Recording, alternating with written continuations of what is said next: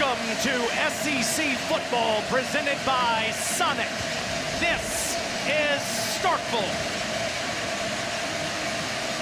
The Texas Longhorns are here for the first time since 1991 in an SEC showdown with Mississippi State.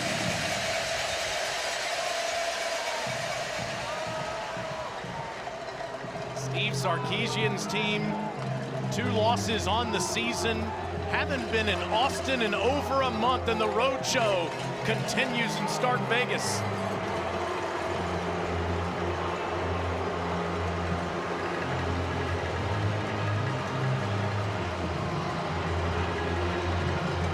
He's the College Football Hall of Famer, Matt Stinchcomb.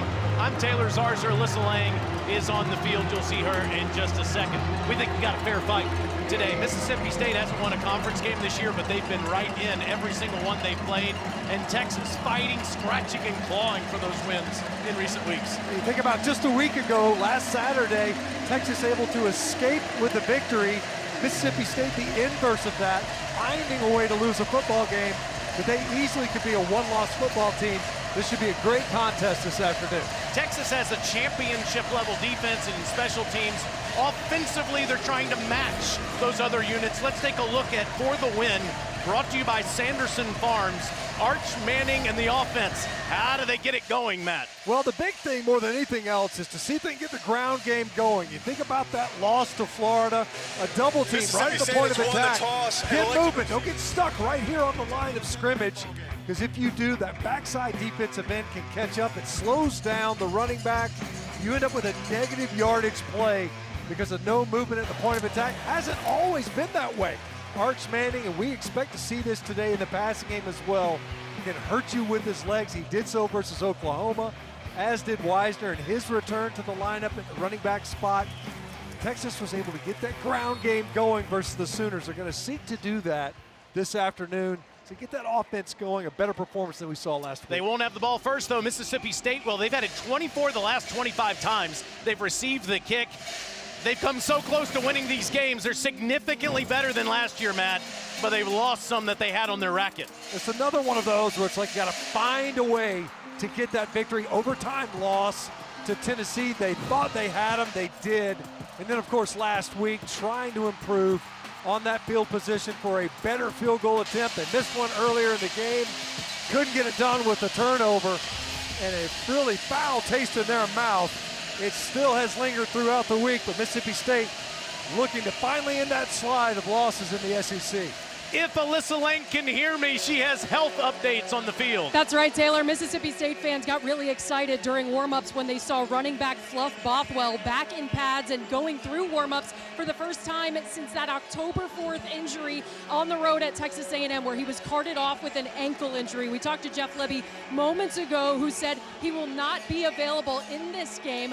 One more week and then you will see him on the road against Arkansas next week. On the other side, Michael Taft, the quarterback of that Texas defense, also unavailable today after going through a thumb surgery earlier this week.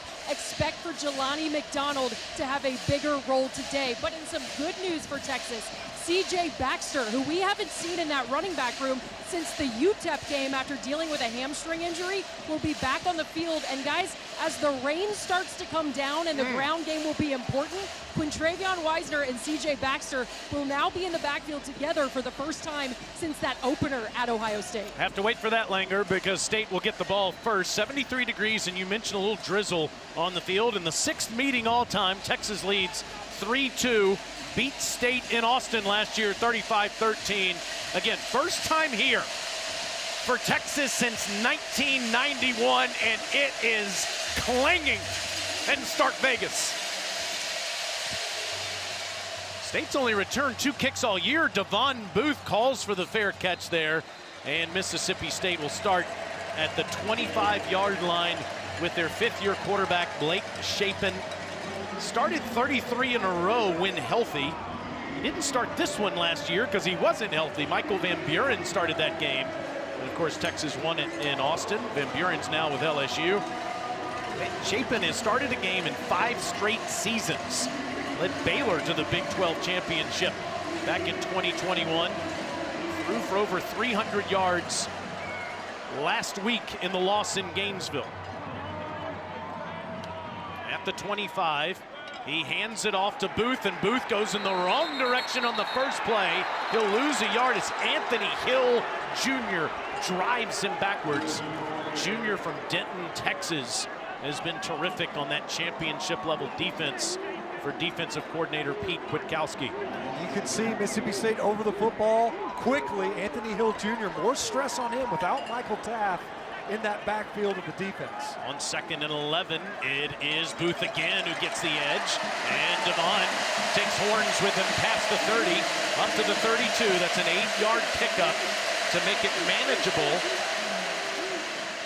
Mississippi State will have a 3rd and 3 here. And Chapin will throw for the first time underneath, incomplete. Would have been short of the first down anyway. And that is a quick 3 and out for Mississippi State. Colin Simmons and the Horns get State off the field. Texas brings Ryan Niblett, quite possibly the best punt returner in the game, onto the field. Guy has been electric the last couple of weeks. 75-yard touchdown against OU. 2 punt returns over 40 yards last week. Let's see if Ethan Pullia punts to him.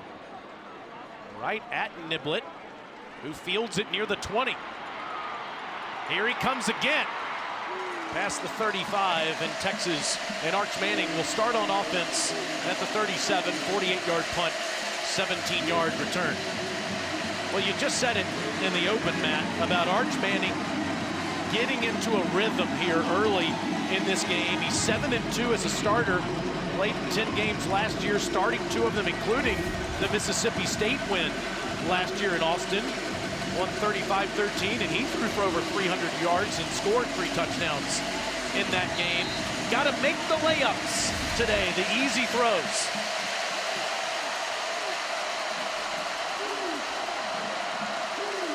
And he'll throw a lateral on the first play, swinging it out to Ryan Wingo, who gets the edge and is deep into Mississippi State territory and down inside the 5. 60 yards from Manning to Wingo on the first play. I'm not sure that was a layup. That was more like a dunk. A short pass, sure. Easy completion to get going. And Sarkisian said, I got to remember, we've got playmakers on the perimeter. I got to get the ball to my playmakers out in space where they don't have to win downfield. We don't have to hold up in protection. Already, first play of the game, evidence of that. State thinks the Texas offensive line moved, but the officials haven't moved out of the way yet. In the pistol set, Manning fakes to Weisner. Arch keeps it. Arch, touchdown!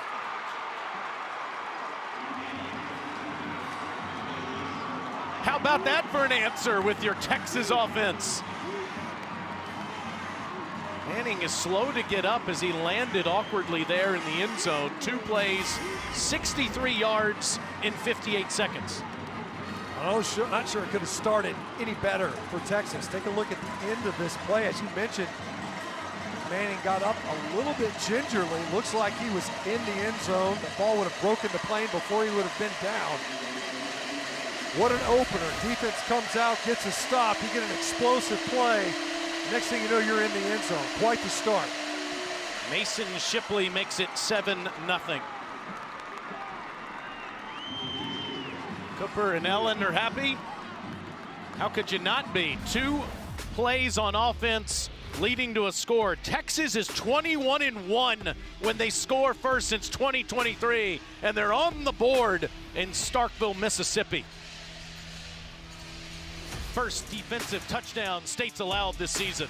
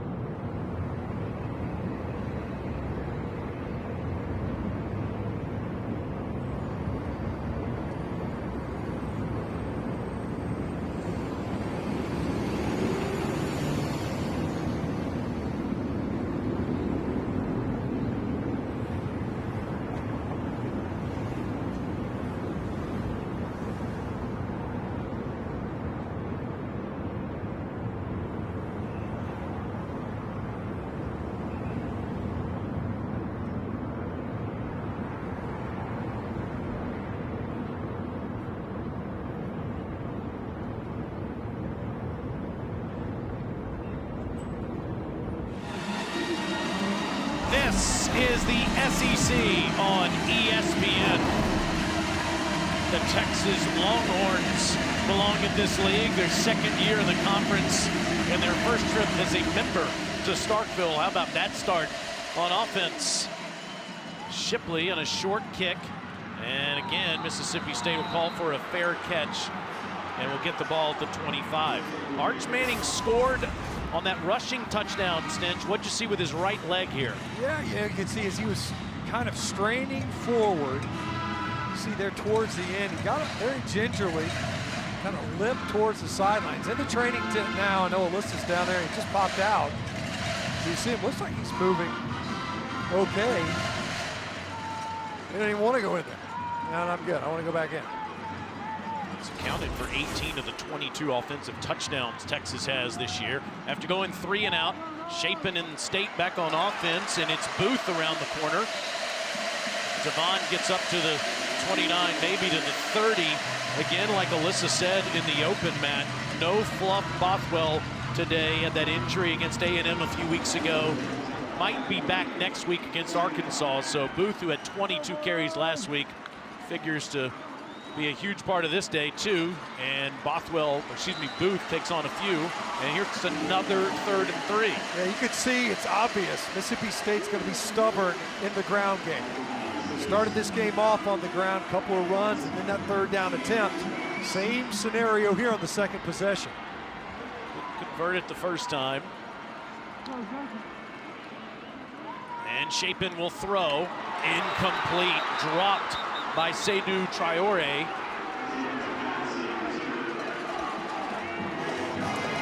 And that's another 3 and out for the State offense. Traoré just looking to turn up, knows he was going to have to get a catch and run to pick up the first down.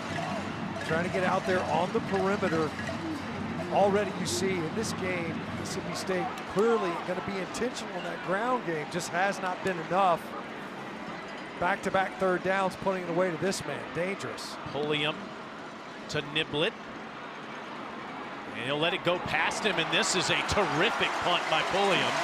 That'll pin Texas down. There is a flag down at the end of the play. Texas would take over at the 10-yard line. Today's referee is Jason Autry. During the kick, illegal block in the back. Return team number 4. The penalty's half the distance from the end of the play. It'll be 1st down, Texas. 58-yard punt, and you have to push Steve Sarkisian's offense even further back. Just mentioned that a moment ago. What a run. The Georgia game last year in Atlanta, the only loss for Sarkisian in the last 3 seasons. When the team strikes first. That's the first defensive touchdown Mississippi State's given up in the first quarter this year. Much more challenging field position. You think about the way Niblett was able to get that return closer to midfield, now in the shadow of your own goalpost. Manning hands to Wisner. Look at that hole for Quintravian. He gets up to the 10 and picks up 5. He is still the first man out there with C.J. Baxter available today for the first time in a month. Wisner leading the team in rushing with over 200 yards, but well off pace from where a Steve Sarkisian offense typically is. Yeah, they really haven't been healthy in the backfield most of the season. And as you mentioned, really the first time this year where they at least have availability of their top backs. Wisner again over the 10 and the 12. It'll be 3rd and short for the Horns. Great push, though, early, Taylor. You can see this offensive front. When you're in your coming-out offense, you have to be physical.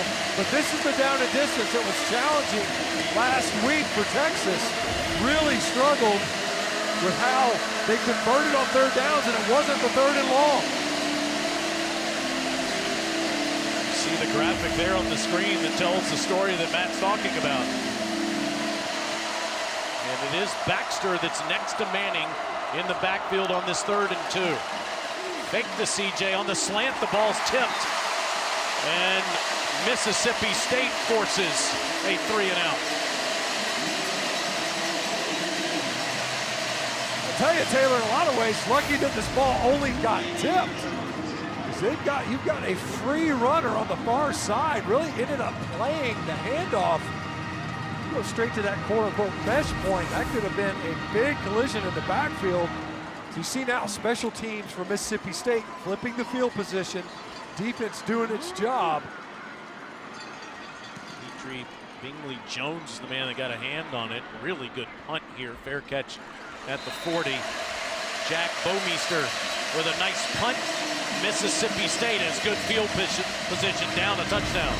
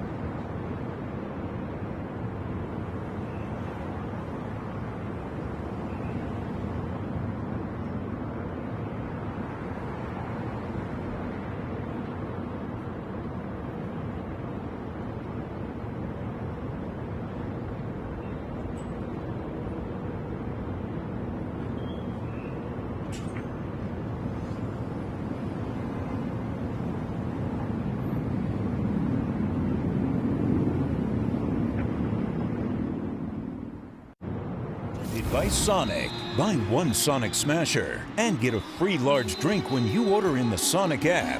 And in part by T-Mobile 5G home internet.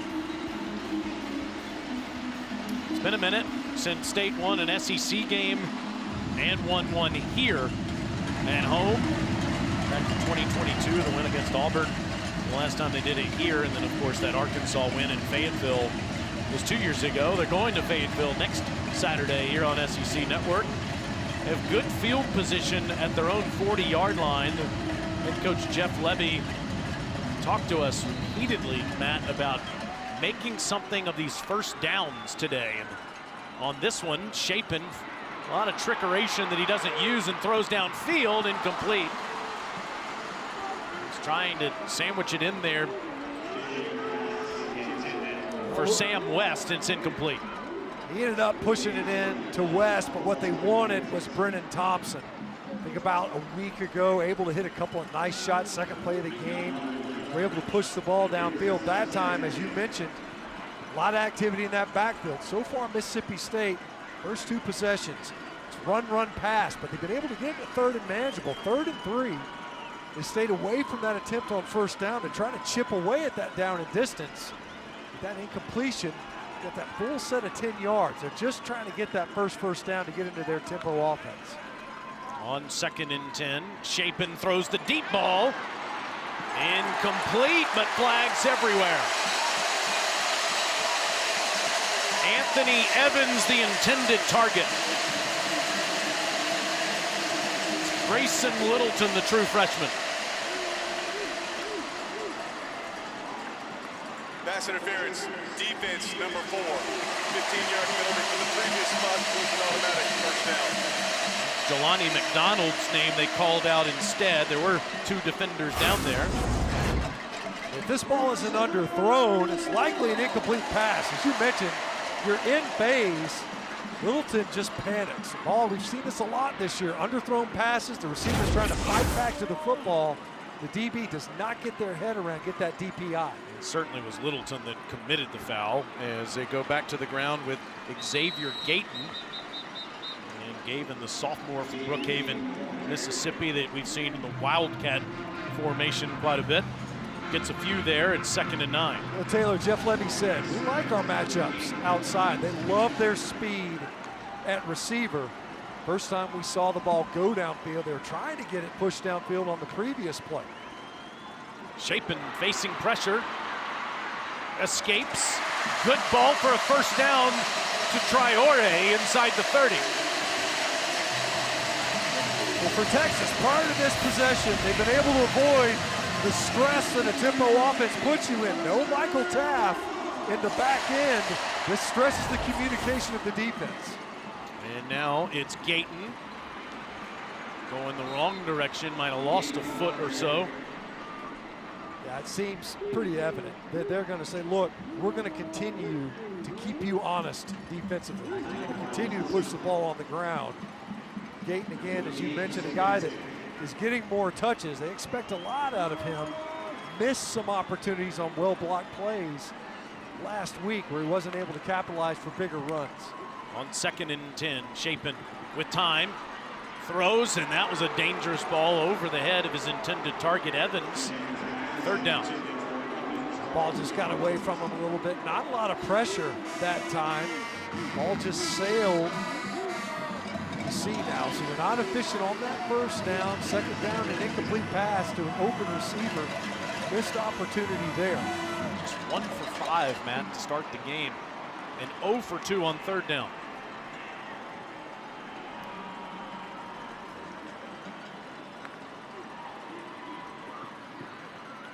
Throws, and that ball's deflected by a horn near the line of scrimmage that'll force 4th, and a Kyle Ferry field goal attempt. Trey Moore got a hand on it. Great timing by Trey Moore. Saw it, felt it, he was kind of dropping out of his pass rush, knew he wasn't going to get home.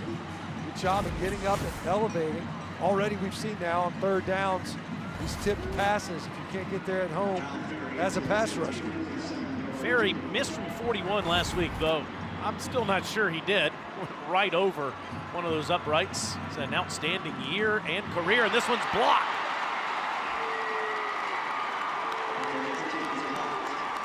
As Ethan Burke was able to get through there and block the kick. What an effort. Great job getting upfield. You mentioned it, Taylor. Ferry last week, some adventures. You see Burke able to slide right between the protection and extend. He's all of 6'6". Able to get up and elevate it, block that kick, an empty possession after a promising drive, aided by that defensive pass interference. Burke, senior from Austin, Texas, with the play, and Mississippi State still without a point here in the first quarter as Texas is back on offense and Arch Manning begins drive number 3.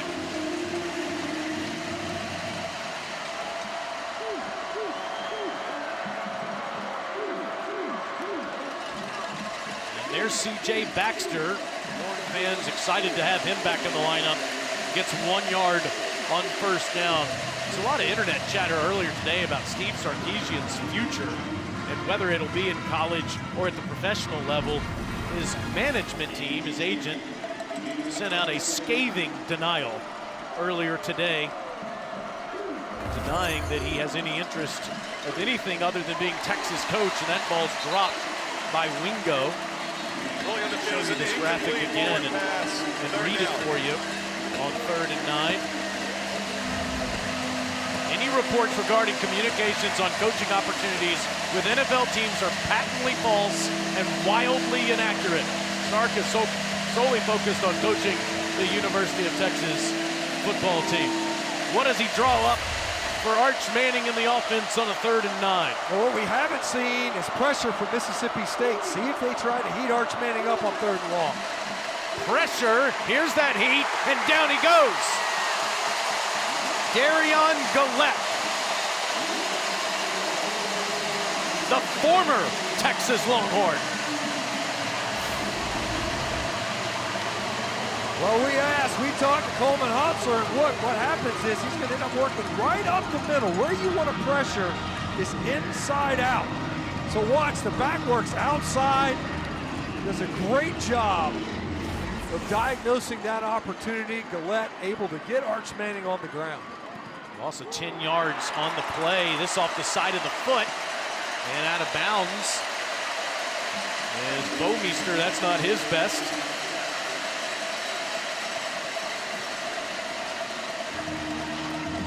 Just a 33-yard punt. And again, Mississippi State will have good field position.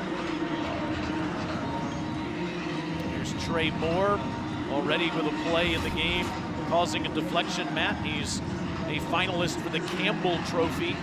Terrific GPA on the 40 acres. Spring team academic MVP. The academic Heisman, you can see why too. It was a really smart play that he made on the third down to come out of his pass rush and get his hands up. Mississippi State defense, back-to-back possessions, getting their offense good field position. Traore, the big tight end, takes Texas with him near the first down marker. It is a first down. The Englishman with a couple catches early. And Shapen and State go quickly. It's Booth, and he's inside the 35. This is what they were talking about. No substitution. Try to trap personnel on the field, and you get lined up before the defense can get their cleats in the ground. Consecutive first down plays on first down.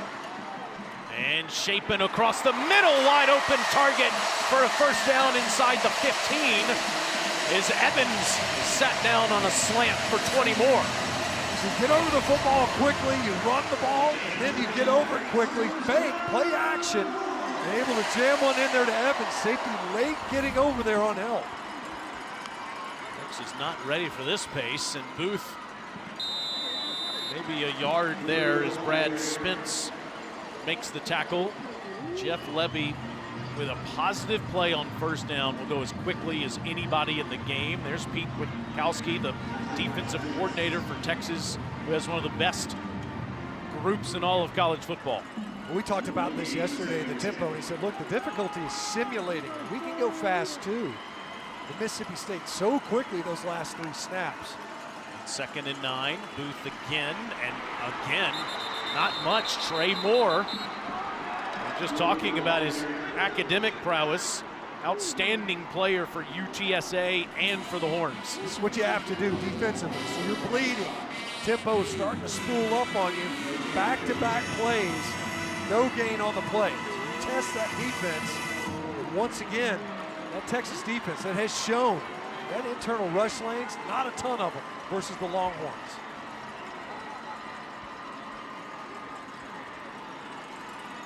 Aiden Williams goes to the top of your screen there.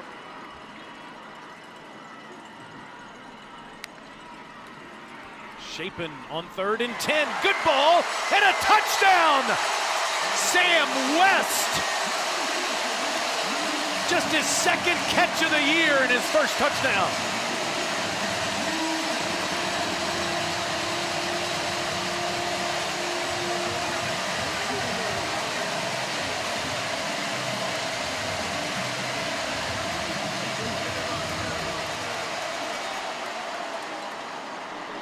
West primarily a special teamer, a backup tight end, the transfer from Indiana.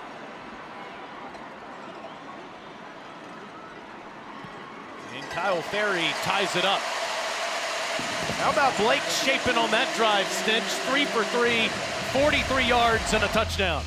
It was definitely a slow start, but boy, did he spool up quickly. Great job getting in there to Sam West. Quite the answer by the Mississippi State offense. They got into that tempo, and it got them a touchdown.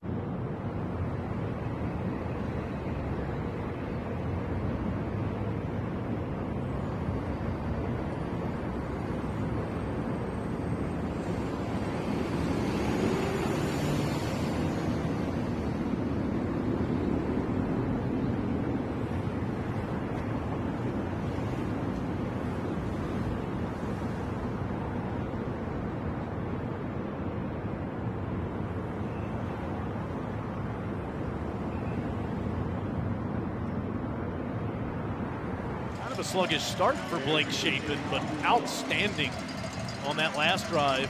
Perfect 3 for 3, including a touchdown strike to Sam West. West's first collegiate touchdown. We're tied at 7 here in Starkville. Standing atmosphere, cowbells clanging, burnt orange and maroon together as one at Davis Wade Stadium. How about that touchdown, Stench? Go back and take a look. Interesting offensive backfield. Here's Anthony Evans right here in the backfield. And ended up getting it right here to Sam West. But watch the influence it has on this linebacker. He's going to slide out just a little bit. Ty Anthony Smith, influenced by the fact that Anthony Evans is in that backfield. You better believe the Longhorn defense had a locator on number 3 for Mississippi State, Sam West. Not so much. That's his first career touchdown. Going to come at a better time for Mississippi State as they climb back into this game.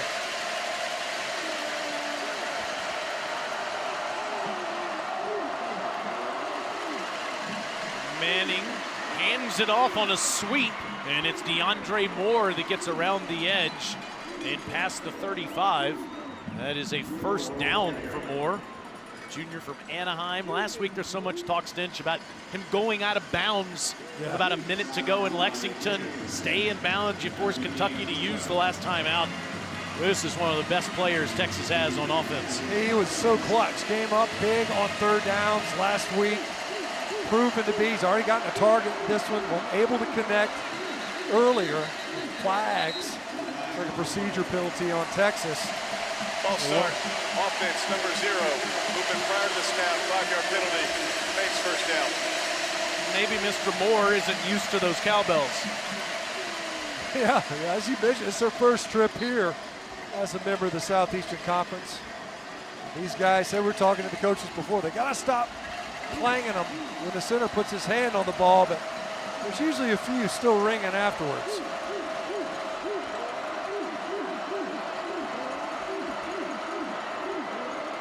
Hear the quiet for a few seconds. And then snap, and here it comes again. Manning in pressure, and he somehow gets out of there, but still it'll be a loss on the play. Found Wisner is back. It's a 4-yard loss. Jerron Manning makes the play to end the play. That time, excellent effort right up the middle on the Mississippi State defense. Got pressure, would have been better had that ball not been completed, as you mentioned. A Longhorn offensive lineman on the field. They've dealt with quite a few injuries already.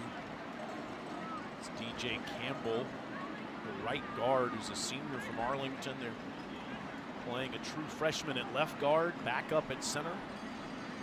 Campbell, the lone returning starter from a season ago, a rebuilt offensive line for Texas, and you can see clearly under duress on the field.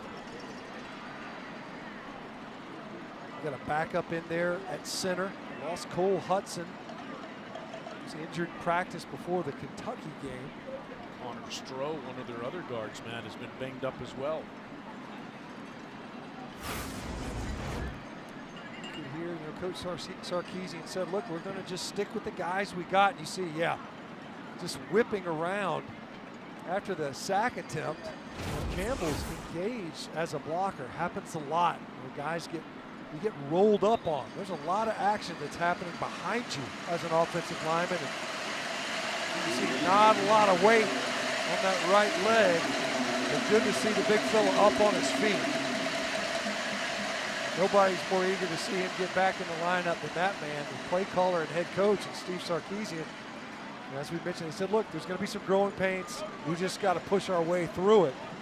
But once again, Mississippi State able to get to Arch Manning. Texas allows more QB pressures than any other team in the SEC.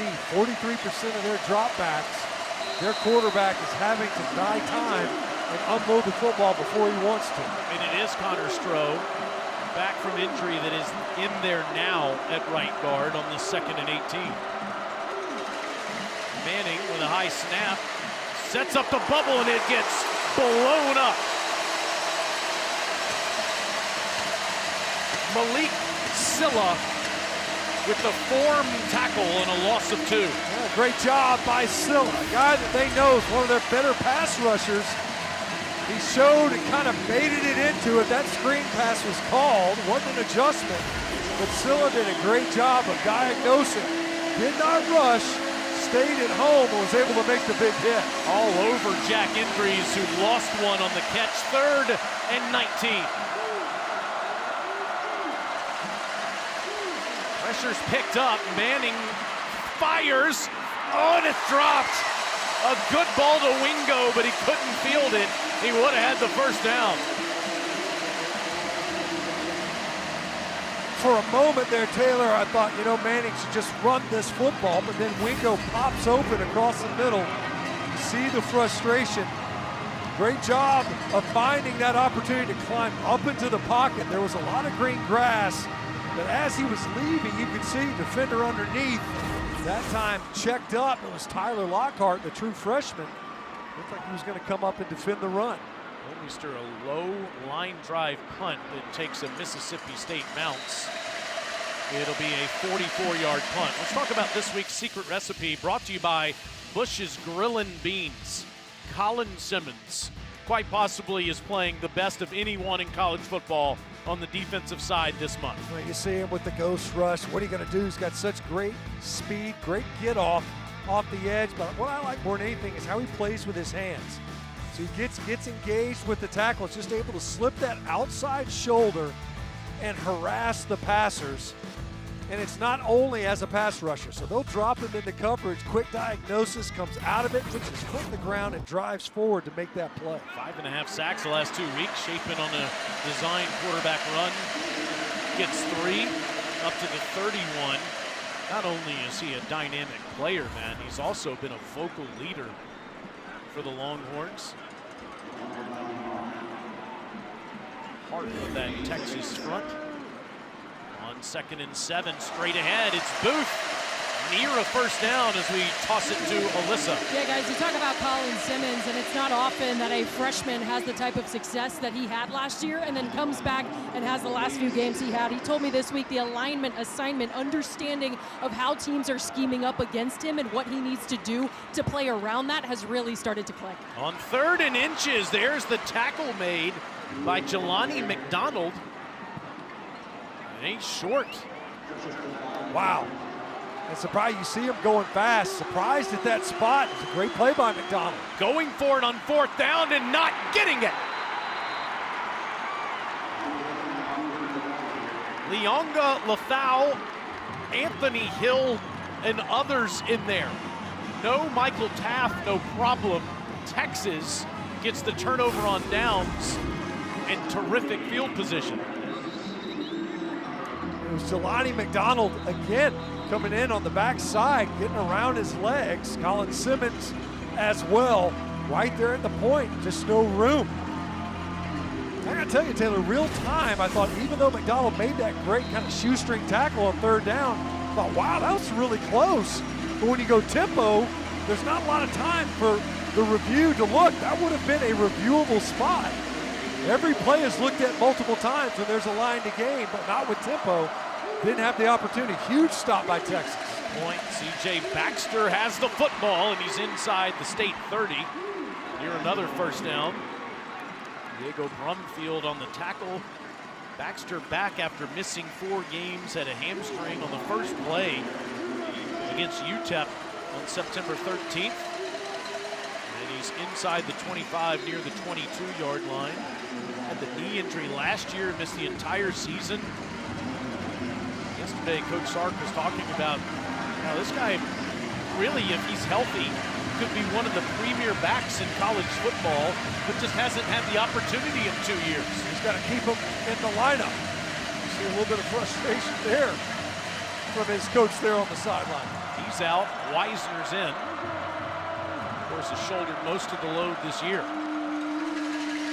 And Contravian, it's inside the 20, and it'll be a 3rd and short. Keep in mind, this is not the intended lineup up front. So you're Texas, you got this 3rd down, and we mentioned it earlier, this was a distance that plagued the Longhorn offense a week ago. It wasn't the third and longs, it was the third and manageables. We saw them last week. They ran a quarterback counter on third and about 6. So the run game is still very much on that call sheet for Steve Sarkisian when he's got number 16 in there, quarterback. 3rd and 3.5. Wow. And a penalty. False start. Offense number 83. 5-yard penalty. Next third down. Spencer Shannon, the big tight end. Yes, he get in there, and here he is. You see it right there. See him kind of rock forward in his stance. It's just so hard, especially when you're down there on that edge. You can't see the football either. Second false start on Texas, 4th penalty.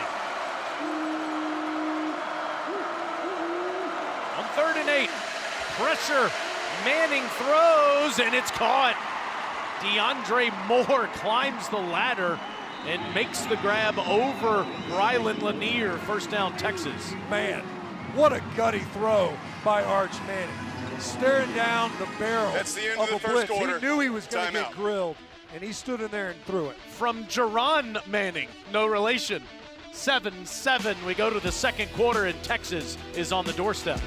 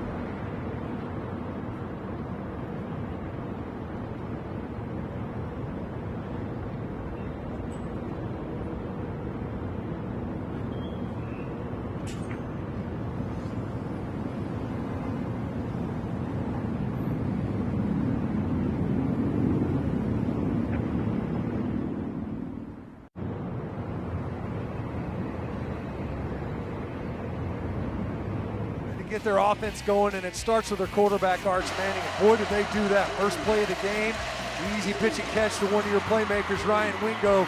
Let him do some of the work afterwards, gets him on the doorstep, and then Arch Manning takes it in himself. Strong finish to the end of that one, and then just on the previous snap, knows he's going to get crushed, does, and delivers a strike to Moore for the first down. Baxter slips with pressure on him as Gillette gets him again. Gillette played 2 years for Texas and was Arch Manning's teammate. Gillette in there, get more time today because of the targeting penalty for Zachary Tillman last would get him back in the second half. As you mentioned, Gillette now involved 2 nice plays defensively for State. Manning still has the football. And he's out of bounds inside the 8, taking on State defenders. Jerron Manning and Arch Manning. You can see Manning in the role that his legs can play and need to play in this offense. Quarterback design run, no read. It's going to be you. So you're kind of working out the kinks of that shoulder. As we mentioned, they've been aggressive in this part of the field. Last week, struggling on those third downs. On 3rd and 7, pressure's picked up and it's incomplete. He threw to the corner and Wingo wasn't there. Wingo was covered up by Kelly Jones. Kicking time for Texas. Kelly Jones has really emerged. That is a big corner. And literally Ryan Wingo just gets swallowed up. And it's partly because Kelly Jones is all of 6'4". We were down on the field earlier. They've been really pleased with his emergence in corner. Was a quarterback in high school, quarterback.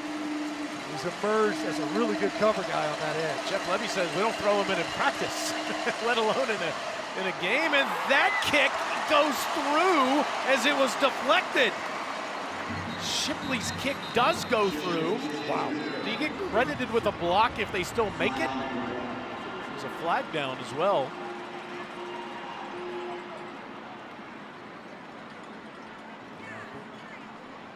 Might end up getting, not allowed to leverage off of that blocker.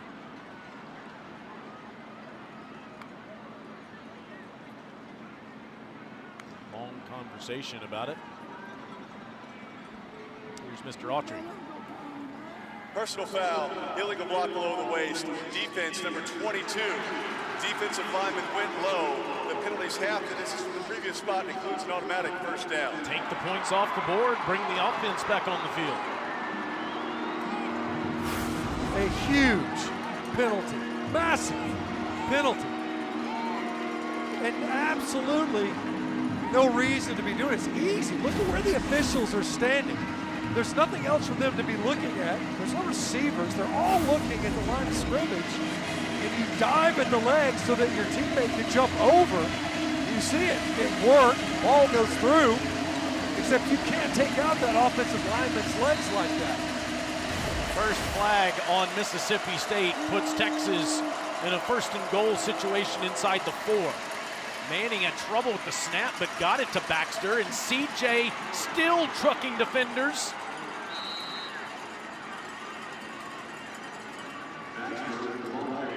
No signal yet.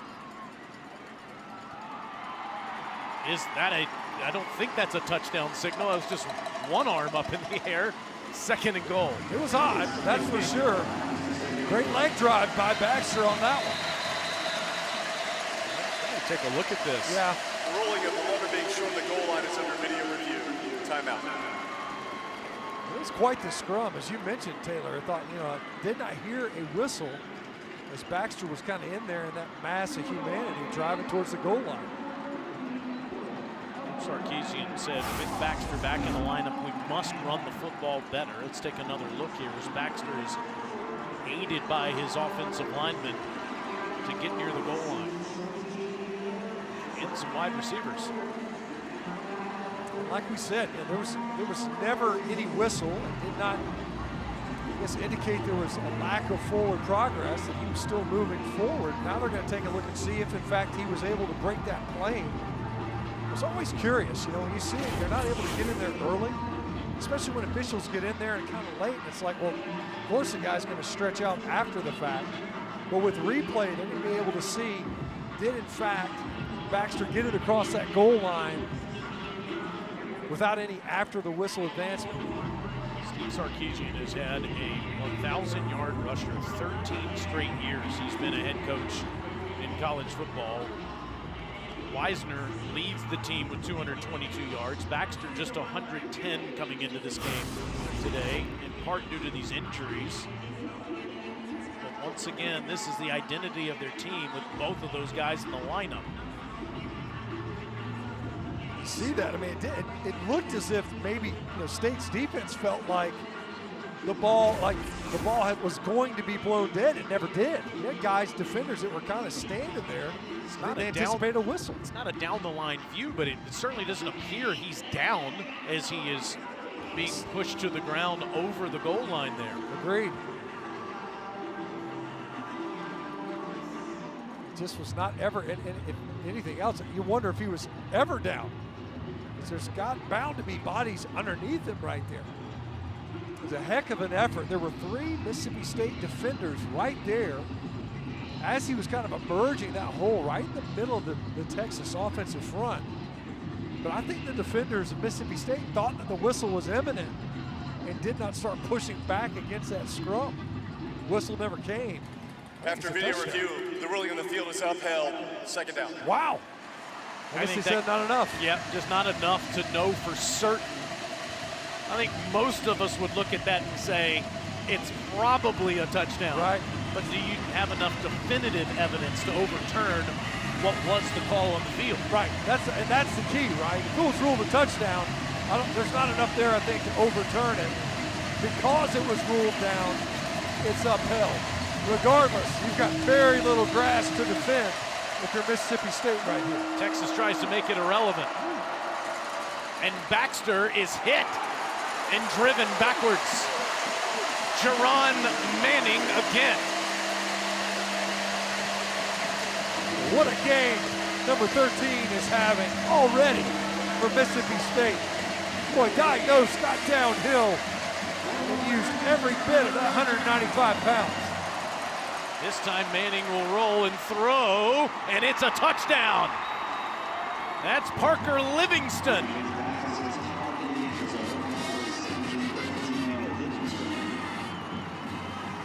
And mother Olivia, dad Cooper, they love it. That's a big swing. You think about defensively, Mississippi State, you're able to slow them down, force a field goal, almost block it. Don't. And then that penalty just gives a fresh set of downs. Painful turn of events for that Mississippi State defense. Add 4 points, assuming this extra point goes through.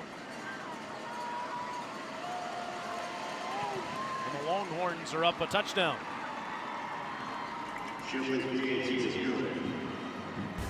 A personal foul penalty on this short chip shot field goal attempt gave Texas a fresh set of downs, and they pay it off with a Manning to Livingston touchdown.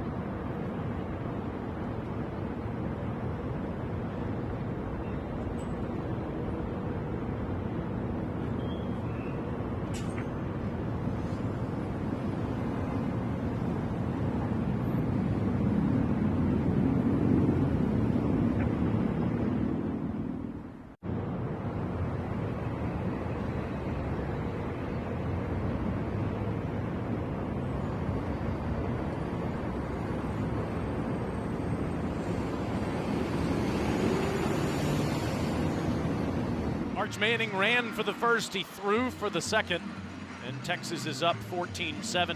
Now that man was told not to wear Ole Miss gear here as a kid, so he wasn't allowed to come to the games when brothers Peyton and Eli were playing. He has traded in his alma mater's colors for his son's colors, and you certainly can understand that. His wife Ellen there next to him, and those are two terrific people that have raised a great family. Devon Booth returning this kick. We've only seen that a few times this year. Mississippi State will start at the 15. The great Dari Noka has a studio update.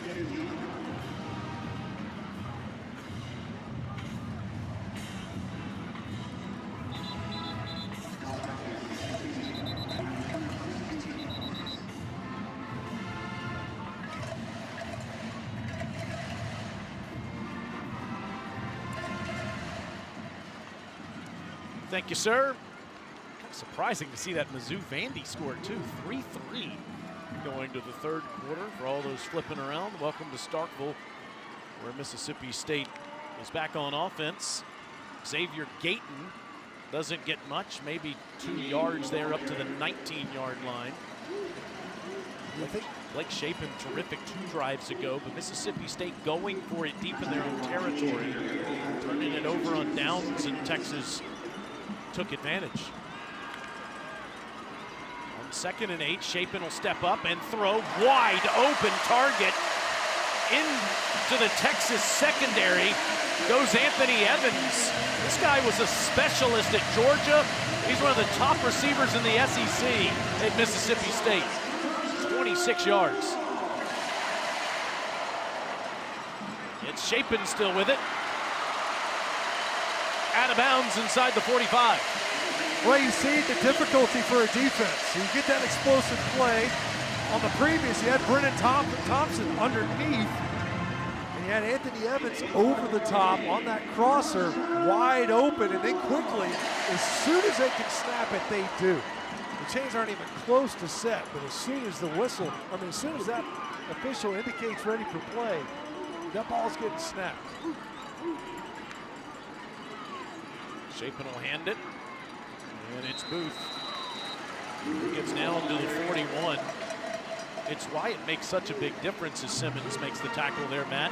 When you have a play like that, Texas can take their time to get set on defense. Mississippi State not able to go as quickly after a short yardage run.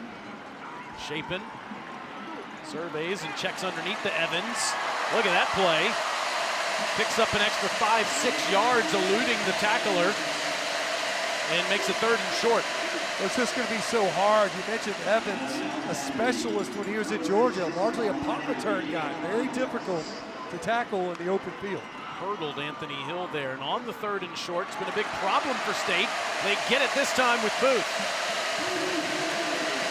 That time, a great job by Booth. Anthony Hill Jr. was unblocked in the offensive backfield. Good job bouncing that run for the yardage needed. Down to the Texas 31. Shapen throws. Good catch inside the 10. 1st and goal, Mississippi State. That's the speedster, Brennan Thompson. Xavier Filsaime slipped down at safety. Right as Thompson was coming out of his break, Shapen throws another strike over the middle of the defense. From the 7. Lobs one incomplete over Thompson's head.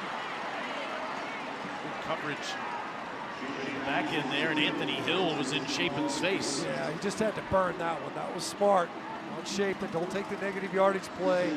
Hill was in the backfield right now. Wisely just burns that play versus taking the negative yards. Shapen 7 of 13, 113 yards and a touchdown.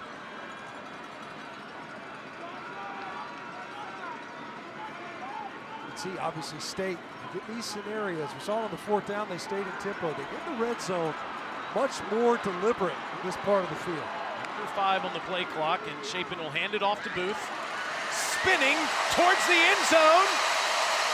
They say he's just short.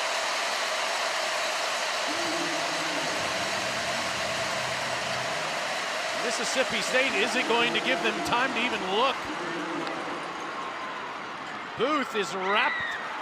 Nope. Shapen keeps it and incomplete. 4th down now. Once again, close to a line to gain. State stays in their tempo offense, and Texas defense finds a way to get this stop. Watch as Booth driving towards the end zone. Well, that's awful close. That was on the play before. So 11th play of the drive. State 0 for 1 on 4th down. Camario Taylor is in there at quarterback. Taylor will throw. It's deflected and still caught by Traore. Jelani McDonald got his hand on it, but it wasn't enough. Touchdown, Mississippi State.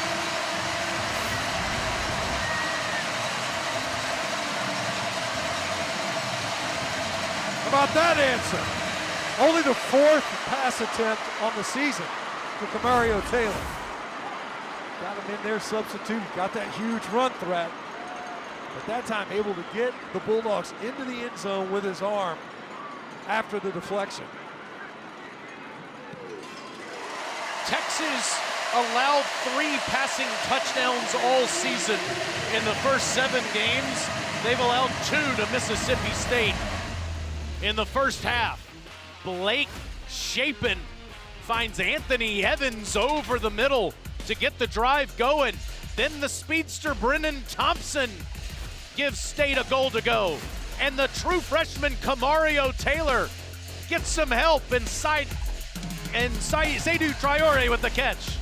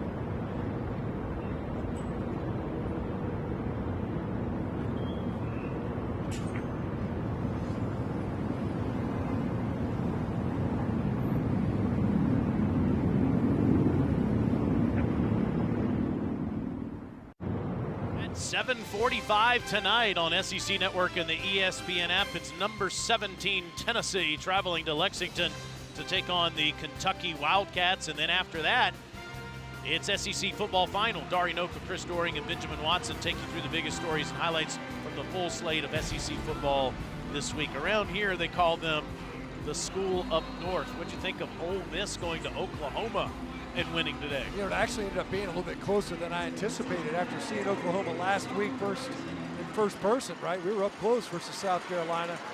I didn't think that they were going to be able to keep up with them scoring. They almost did in this game.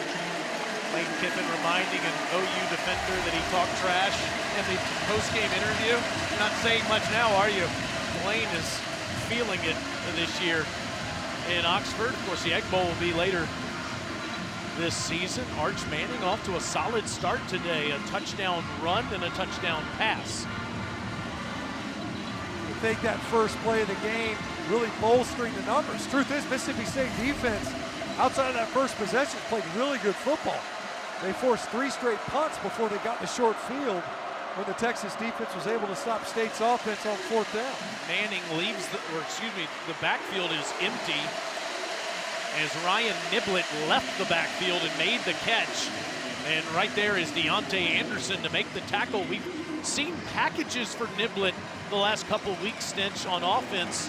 Hasn't resulted in much, but he stays in the game behind Manning here on 2nd and 8.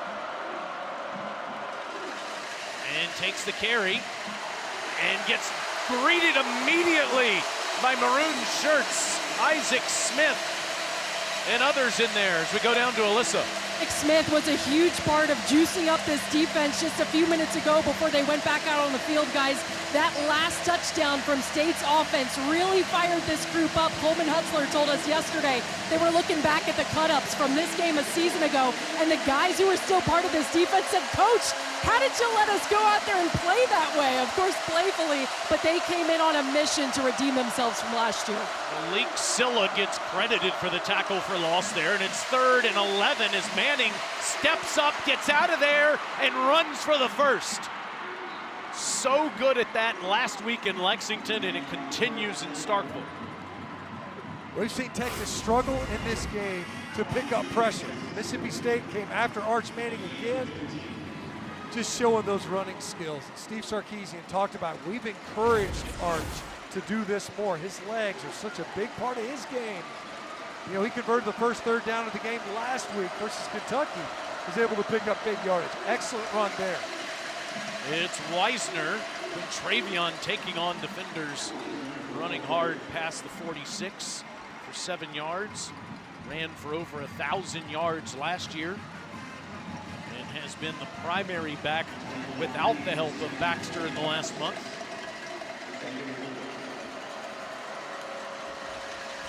Manning slings it out there, and Moore can't get away.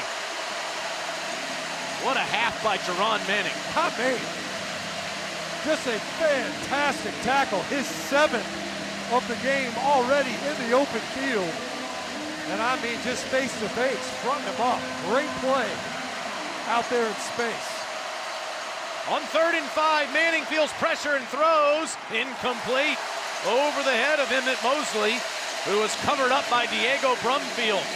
Texas has been terrific on 3rd and long, but struggling a bit on 3rd and short the last few weeks. Well, you can see, once again, just no answer for the pressure package. Watch Jalen Smith right up the middle. So you've got a linebacker lined up right over your center, and he's stacked with the blitzer right behind him and Tyler Lockhart.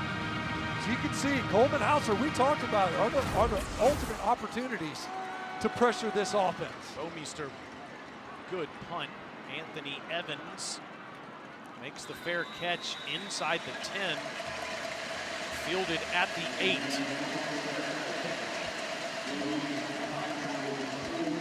So Taylor, right now, Mississippi State, the defense, answering the bell repeatedly, setting up their offense. The last offensive drive, Blake Shape and Anthony Evans started getting going. Nice reads on that edge, out of the tempo offense, and the defense is looking for the handoff. Instead, you're able to pull it, get a little play action going with Brennan Thompson. And then on 4th down, after what looked to be maybe another stop, Kamario Taylor able to get in there and get a deflected pass for a touchdown. Shapen started 1 for 6. He's 6 of 8 since.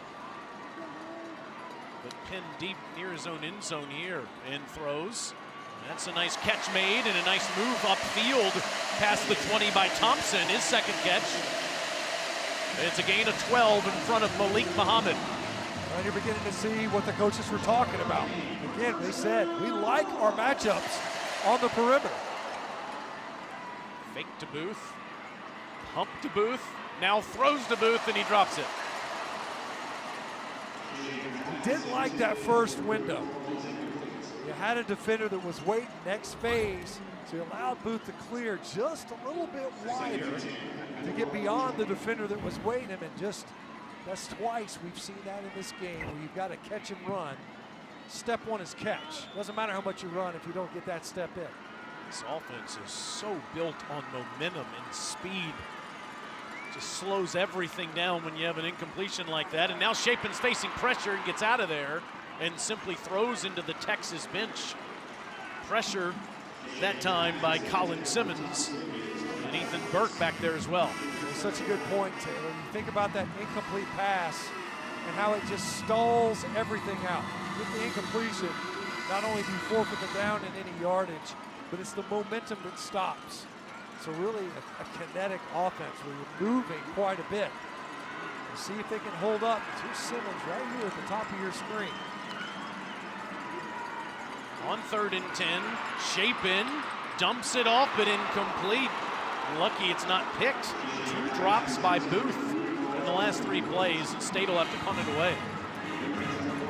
That time they brought Colin Simmons on a stunt. He's working back to the inside of the protection. So here's Simmons here.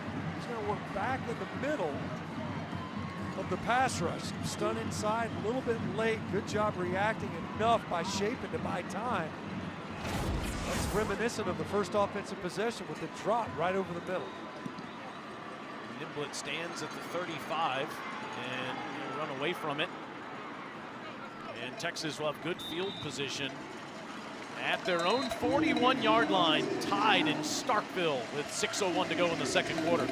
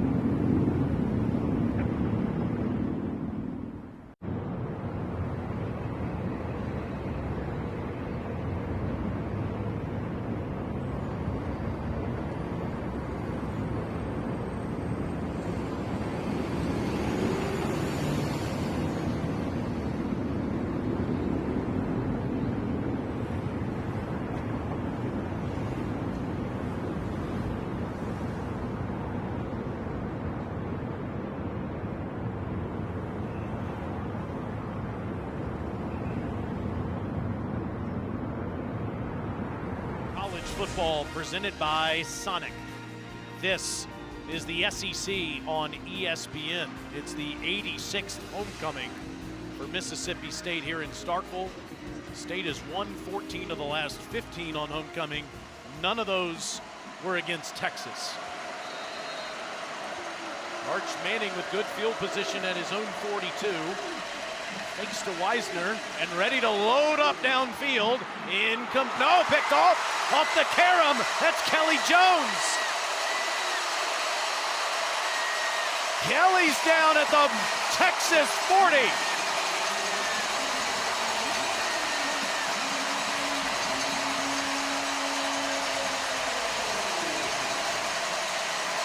Mississippi State has had an interception in every game this season. He's trying to get it to his roommate, Parker Livingstone. Two defenders right there, just trying to force the ball in there downfield. And Kelly Jones, we talked about him earlier. Had a great defense in the end zone on Ryan Wingo, and this time able to use that big 6'4" frame to come up with a huge takeaway. And as you mentioned, Taylor, that's been a hallmark of this defense, the ability to get takeaways in the passing game. 11 in total, Matt, which leads the Southeastern Conference this year. And Chapin from Texas 40, and it's Booth having trouble catching it, no trouble running it inside the 33. Boy, what a great block by Seydou Traore. Emerged in the passing game, and he was the lead blocker for Booth on that last run. A physical finish. Booth again almost slips, gets up. Appears to be just short of the first down. It's 3rd and inches for Mississippi State, and the Bulldogs have struggled on this down so far today, but they slow it down this time. Yeah, we mentioned that earlier. You know, they're so tempo oriented. Saw it quick on a 4th down. We saw it quick on a run that was near the goal line. This time a good bit more deliberate to try to extend this possession.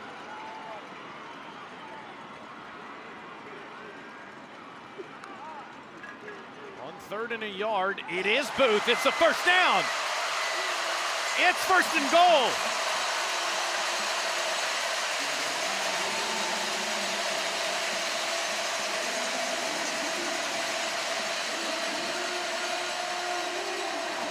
Jelani McDonald saved the touchdown. And Booth goes down near the 5. That's his career high for rushes in a game, Matt, are 22. He has 17 in the first half. You see, obviously leaning hard on him without Fluff Bothwell available. Really patient runs. You know, sometimes you see a back, especially you get in the red zone, they get a little bit sped up. We talk about passers kind of getting sped up in their head, trying to press the hole too quickly. And this time it's not going to work. Chapin has to take the loss. Hero Kanu in the backfield there, the senior from Germany. A little bit of confusion in the blocking scheme on the right side. Right guard, right tackle, Albert Reese. Really, Kanu just wasn't accounted for, should have been. Just was not well assigned on the right side, and negative yardage play, big play for the Longhorn defense. Mississippi State was starting to lean forward on this possession, especially down here in the red zone. 2nd and goal at the 5 to 3rd and goal at the 11. Chapin steps up, dumps it off, and it's underneath. It's caught at the 6 by Gayton, and it will be 4th down. And we'll see if Coach Levy elects to kick the chip shot field goal. He will. Yeah, I mean, and, you know, you mentioned it earlier, Taylor. I love what they have in the kicking game.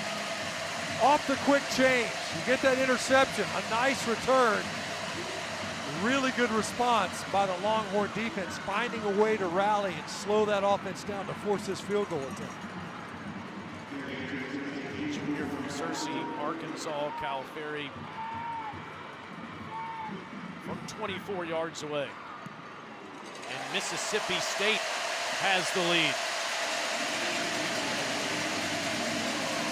Outstanding 3-year career for Ferry. Wanted to have a chance to win it against the Gators last week, didn't get it.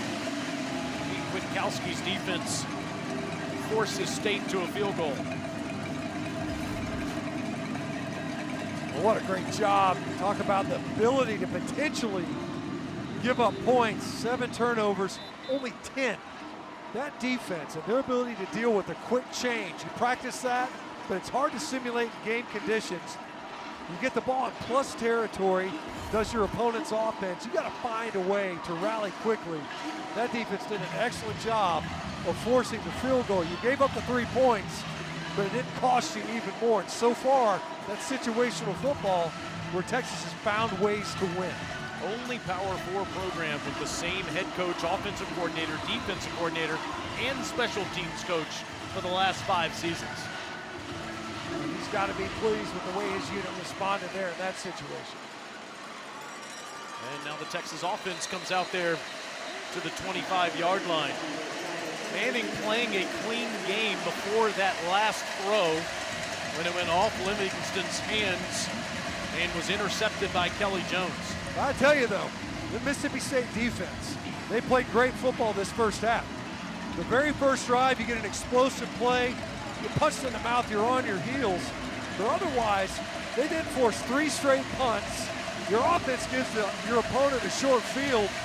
Then they force a punt and a takeaway. The Bulldog defense has been playing outstanding throughout the first 2 quarters of this game. On misdirection, the ball's on the ground. It's Wisner that jumped back on it back at the 19-yard line. They faked the sweep. Recovered by the offense. It is second Wisner down. had trouble fielding that from Arch Manning. There's a lot of ball handling, as you mentioned. So watch, there you go, fake the sweep. And penetration is what caused it. Jack Endress got pushed back into the backfield. I think that's what caused Wisner to lose a handle on that This is the handoff. 2-minute timeout of the first half. If you can hear us through the cowbells, it's the 2-minute timeout in Stark Vegas.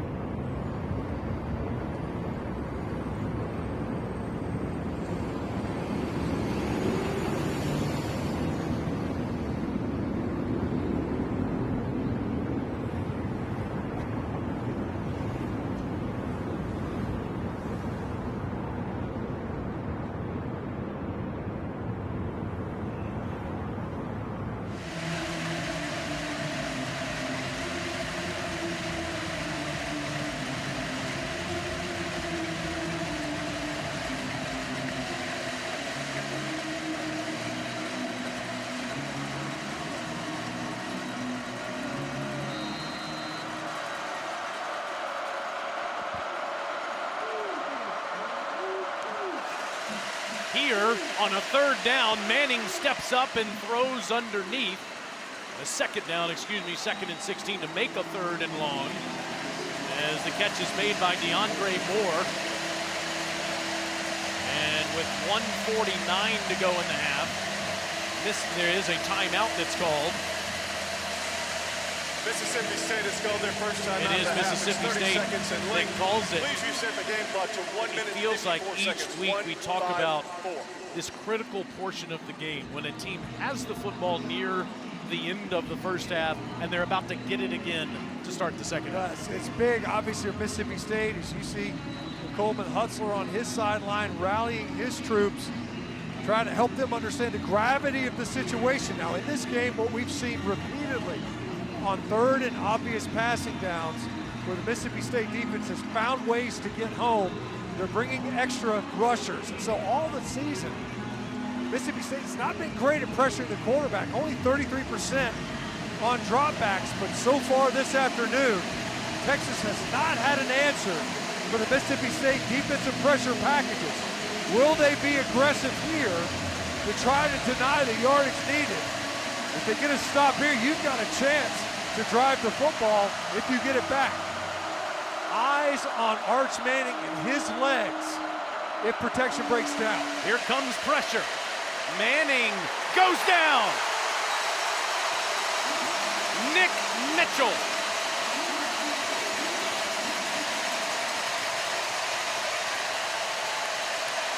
They call him the green dot, the communicator, and he's also the man that forces the punt. Mississippi State has called their second timeout of the half. No easy answers early when you could have, so look, got an opportunity.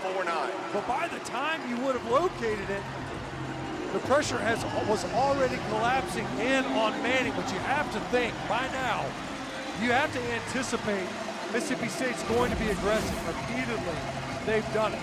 7 tackle for loss in this game. They started this offensive possession with the ball handling issue. You go backwards, you had to battle your way to a third and long, and now an opportunity for Mississippi State offensively to find a way to capitalize on this next possession. Defensive coordinator Coleman Hutzler's improvement with his bunch from last year to this year is truly remarkable in every way.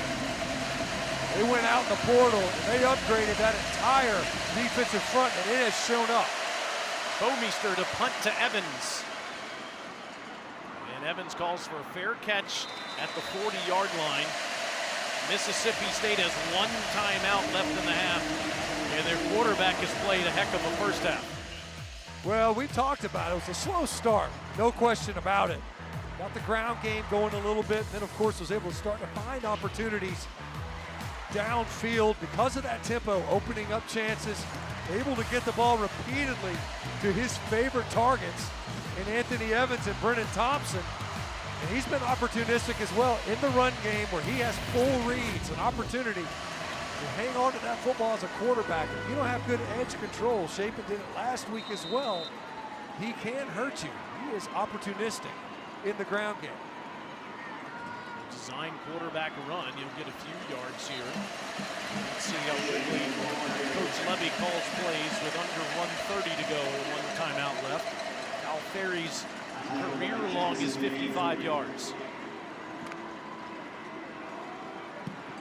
Shapen throws, and that's a good ball to Aiden Williams, and it's a first down into Texas territory.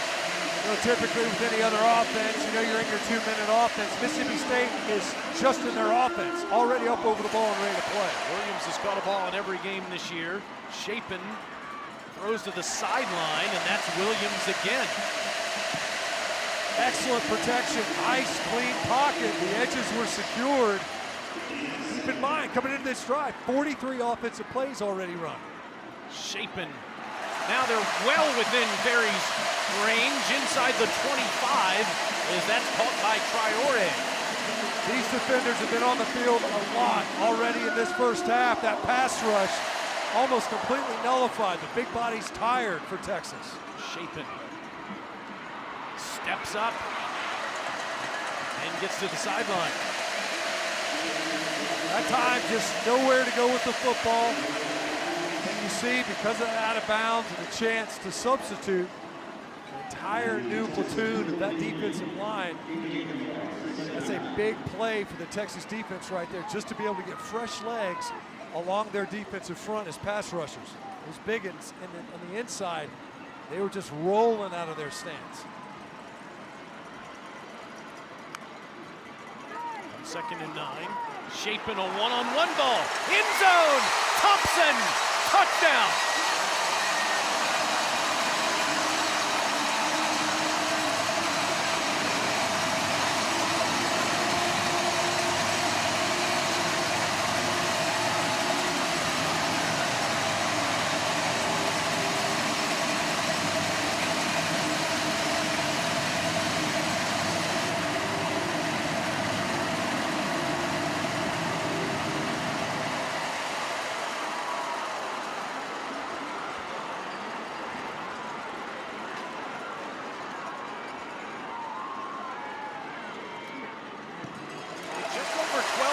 To go in the second quarter. It was 14-7 Texas.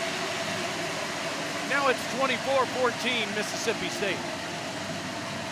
Well, you get the ball back for the offense, and we said this is their comfort zone. This is matchup right at the top of the screen, working against Malik Muhammad. Get that release outside and a step. Show him your tail lights. Great ball from Blake Shapen. Missed a couple a week ago. They were able to hit a couple a week ago, and repeatedly Mississippi State came into this game saying, hey, we've got opportunity with our receivers. They've been able to capitalize over and again, and as you pointed out earlier, get the ball back, knowing you're going to kick it to Texas. Mississippi State able to capitalize, squeezing in that other possession. Mention those opportunities downfield to receivers and taking those opportunities without Michael Taft on the field for Texas, which has to be a big loss for Texas. He hopes to be back at some point next month. Women's sports takes over SEC Network every Sunday afternoon. This week we start at 1 Eastern with Oklahoma hosting Auburn in volleyball. Then we have a soccer doubleheader featuring number 10 Vandy against number 17 South Carolina, and Kentucky versus Texas A&M. Thanks to the ESPN app, last night at Anthony's in West Point, Mississippi, we all watched Janie Stinchcomb and the Samford Bulldogs win against UNC Greensboro. 5-setter, I might add. Yeah, much needed. See how aggressive Texas is here with 38 ticks on the clock left. Arch throws, and it's a good ball in that first down ball to Jack Ingries. Texas does have all 3 timeouts, and they have a phenomenal kicker. Mason Shipley kicked one from 60 yards last year. And Manning again underneath. Catch made by Wisner, but with 23 seconds left in the half. Texas will call timeout. The catch, 2nd down. Texas has called their first timeout of the half. It's 30 seconds in late. So much talk about New Orleans, Louisiana's Arch Manning, but New Orleans, Louisiana's Jerron Manning has 8 tackles in the first half for Mississippi State. He's been outstanding. I mean, we talked about it repeatedly, not just in the passing game, as you see Shipley over there getting loose in anticipation of perhaps an opportunity to steal some points right here before the end of half.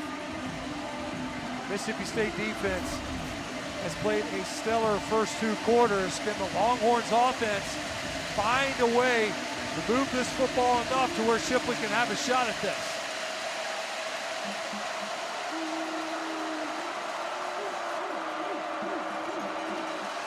Second and 5, and Manning gets out of there, and Wisner's in trouble.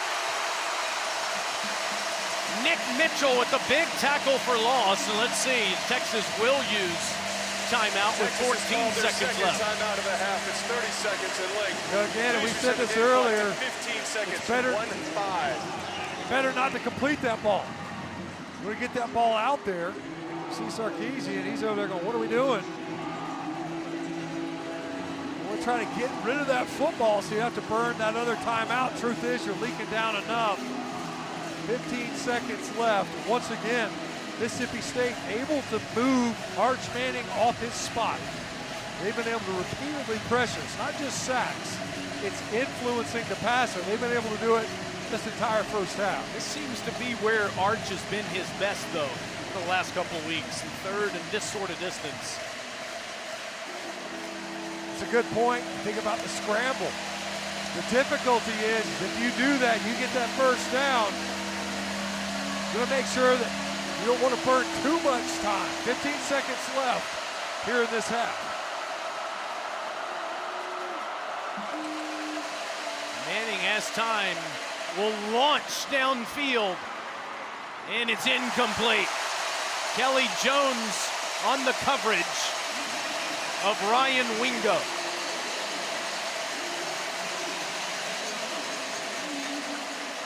We said this a couple of times. And Kelly Jones, boy, they love what they've got in him. He's stride for stride. Look at that, using his length. Already has an interception. Was matched up on Wingo on the earlier possession.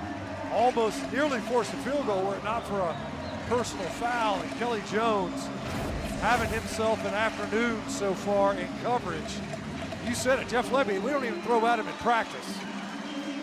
He's done a good job because he doesn't get a lot of looks, a lot of challenges in practice. He's done a good job with the ball in the air. Burmeister cannon for a leg here, and Evans will let it go over his head. And the clock will run out at the end of the first half. State has 30 more minutes to go. They haven't won a home game in the SEC in 3 years. No SEC wins in 2 years. Hey, marching band fans, don't forget to head on over to the ESPN app to watch the Mississippi State famous Maroon Band halftime performance coming up soon. Arch Manning, 12 of 19 for 99 yards, a touchdown and an interception in that first half. And let's go down to Alyssa. Coach, you said you wanted to see your defense heat up this young quarterback. What do you make of their first half? I love how we've played defensively. We've done a great job of getting after Arch. We got to continue that. We got to go in, make adjustments, get a stop and a score coming out. How have you seen your offense manage the change in tempo so far? For us, we responded the right way after not starting the way we needed to. We got to continue to play, take care of the football, and do what we need to go get points. Thanks, Coach. Thank you. That grew up 100 miles north of Austin has the lead on the Longhorns near the half. Dari Noka has you covered at the halftime report.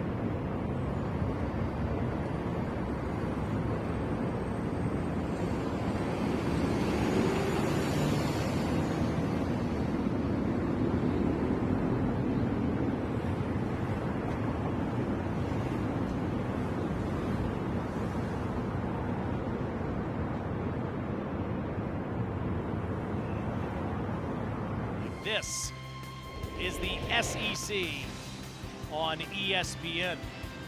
Mississippi State leading number 22 Texas by 10. That's Matt, I'm Taylor, Alyssa's down there. Stench, complimentary football on offense for Mississippi State. Takeaways on defense, everything you'd want if you're Jeff Levy. They've been able to find ways to get stops. It's been very big to get field position, especially early on. And really, the takeaway, you get that short field, a quick change. They've done an excellent job of setting up the Mississippi State offense so that they can have success. And so far in the first half, 8 tackles for loss. Negative yardage plays have been big for Mississippi State. Texas will get the football first, though, to start the second half. There's Coleman Hutzler, the defensive coordinator for Mississippi State, has to be thrilled with the way his group played in the first half. Now let's see who's fueling performance, brought to you by Gatorade. Well, all first half was really characterized by pressure. Over and over again, Mississippi State defensively able to get home, harassing Arch Manning. And even when they weren't able to sack him and get him on the ground, they were able to affect him. And then, his counterpart offensively, Blake Shapen, was started off kind of rough, but he was able to get going in the ground game, as was Devon Booth, who especially right at the end of that second quarter was really able to emerge. Arch Manning will hand to Travion Wisner, who gets up to the 29-yard line and gets near 4 yards on the play. Manning just 99 yards passing. Texas just 31 yards rushing so far. And how about that last graphic? 60 yards on the first play. With that last play, now 74 yards since. On 2nd and 6, Arch throws near the Mississippi State bench, and that doesn't get much to Wingo. An open field tackle by Diego Brumfield. As much as we talk about the pressure, the open field tackling for Mississippi State, this defense has been outstanding. They're trying to get the ball to Wingo out there quickly. You've got a bunch of receivers to the top of the screen to see if they don't try to create some type of disruption in the coverage. Now Wingo here at the bottom of your screen is a targeted receiver on that previous completion. Manning. That's a first down ball, and spinning is DeAndre Moore up to the 38. Alyssa, what did Coach Sark tell you? While I was waiting for him outside the locker room, I could hear that it was a very spirited halftime conversation from Sark and the rest of that team through the walls of the visitor locker room here inside the stadium. He said, we have to recalibrate. Too many self-inflicted wounds. I said, anything need to change offensively? He said, yes, we need to get back to what we were doing at the beginning of the game. Felt like they were in a good flow then. Manning hands it to Wisner, and he gets a couple of yards, maybe 2, into that heart of that Mississippi State defense. You think of this, Matt, back-to-back trips to the college football semifinals. Texas, the only team to make the playoffs each of the last 2 years. Best record in the SEC last year in the regular season, 7-1. But they're on the ropes here for the rest of the season, and what it's worth if they can't win this one today. On 2nd and 9, a line of scrimmage throw to Wingo, and Ryan takes off. Wingo still on his feet inside the 15-yard line. Kelly Jones saved the touchdown. Well, that's what Coach Sarkisian was talking about. Let's get back to the way we started. How about a couple of these quick throws to the perimeter and let our playmakers do the work? 60-yarder from Wingo to start the game, 42 more right there. They caught Mississippi State in a pressure. They're trying to spin a safety down to try to make that coverage, and Wingo makes the Bulldog defense pay. It's Wisner. And he stays on his feet until he's inside the 10.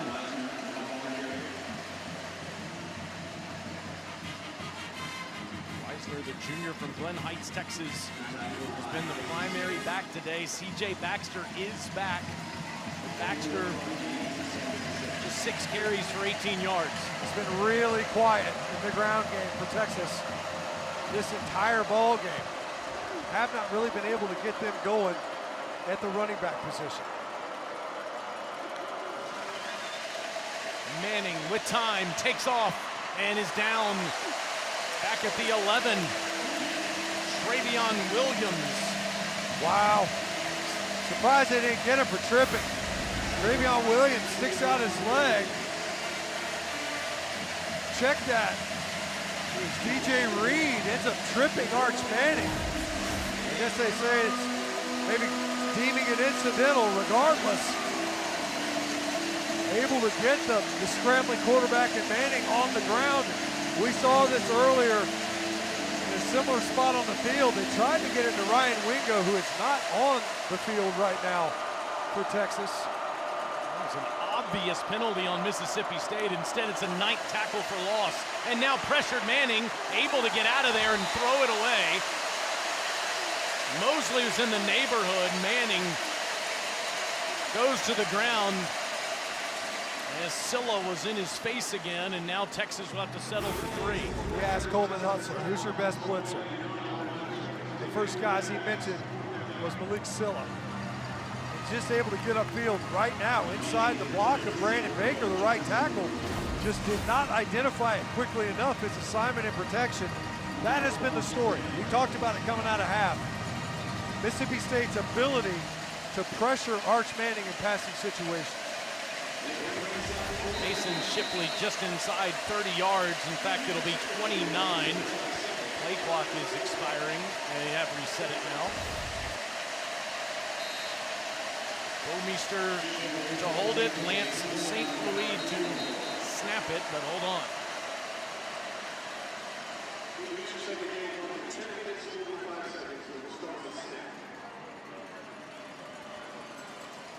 Sarkisian's team had to get some points out of this first drive.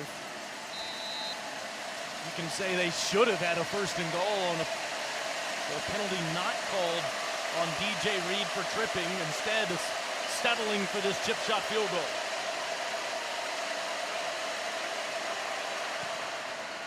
And one of the best in college football misses from 29 yards.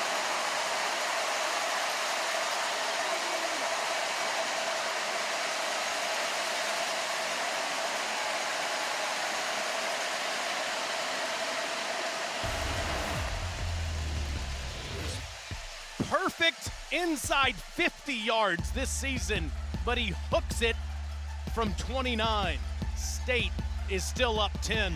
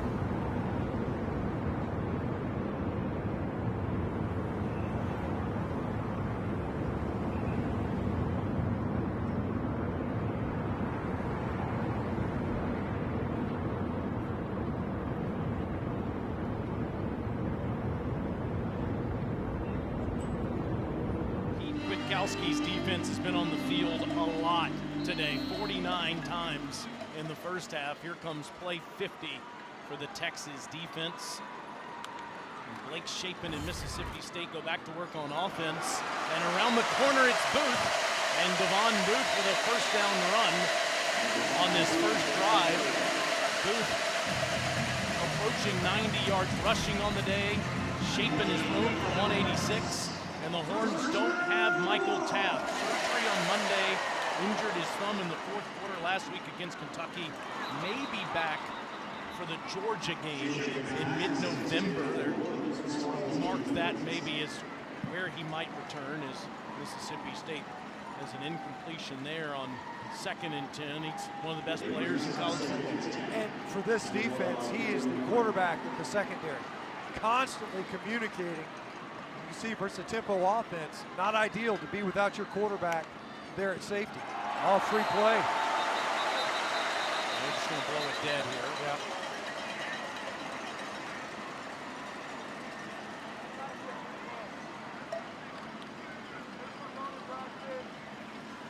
Offside, defense number 1, unabated to the quarterback. 5-yard penalty, remains 2nd down. Down to Alyssa. Talk about how important Michael Taft is to this team. Even Jeff Lebby said, watching the tape, you can see that he is the primary communicator as far as getting some of the younger guys in position when offenses are going fast. He's been down here on the sidelines with an earpiece in as another coach, this time on the sidelines rather than on the field. And now on a 2nd and 5, Booth is wrestled to the ground there. Yes, that's big Anthony Hill, the junior from Denton, Texas, with another tackle. Led the team in tackles for loss, and forced fumbles last year. It's 3rd and 5. These have been the downs, right? They've been able to find a way to get a conversion, a lot of completions over the middle of the defense. Jeff Lebby and Blake Shapen will slow it down here. Shapen facing pressure, can't escape, dives. And he's going to be about a yard short. Hero Canoe on the tackle, and it's 4th down again. And you're up 10 in the game. Do you go for it on your own 40? The way that their defense, the way that Mississippi State has been playing defensively. You read his lips there. Yeah. Punt. It's the right call, Matt, with this lead. I mean, it's not a necessary risk. We saw this earlier, about the same spot on the field. So Jeff Lebby's frustrated. Former O-line guys like, man, I want to go for it with one. Pulliam has punted now for a 4th time. Hasn't really given Niblett a chance yet. Niblett has one here, but can't get away. 48-yard punt, no return. Texas is down 10 in Starkville.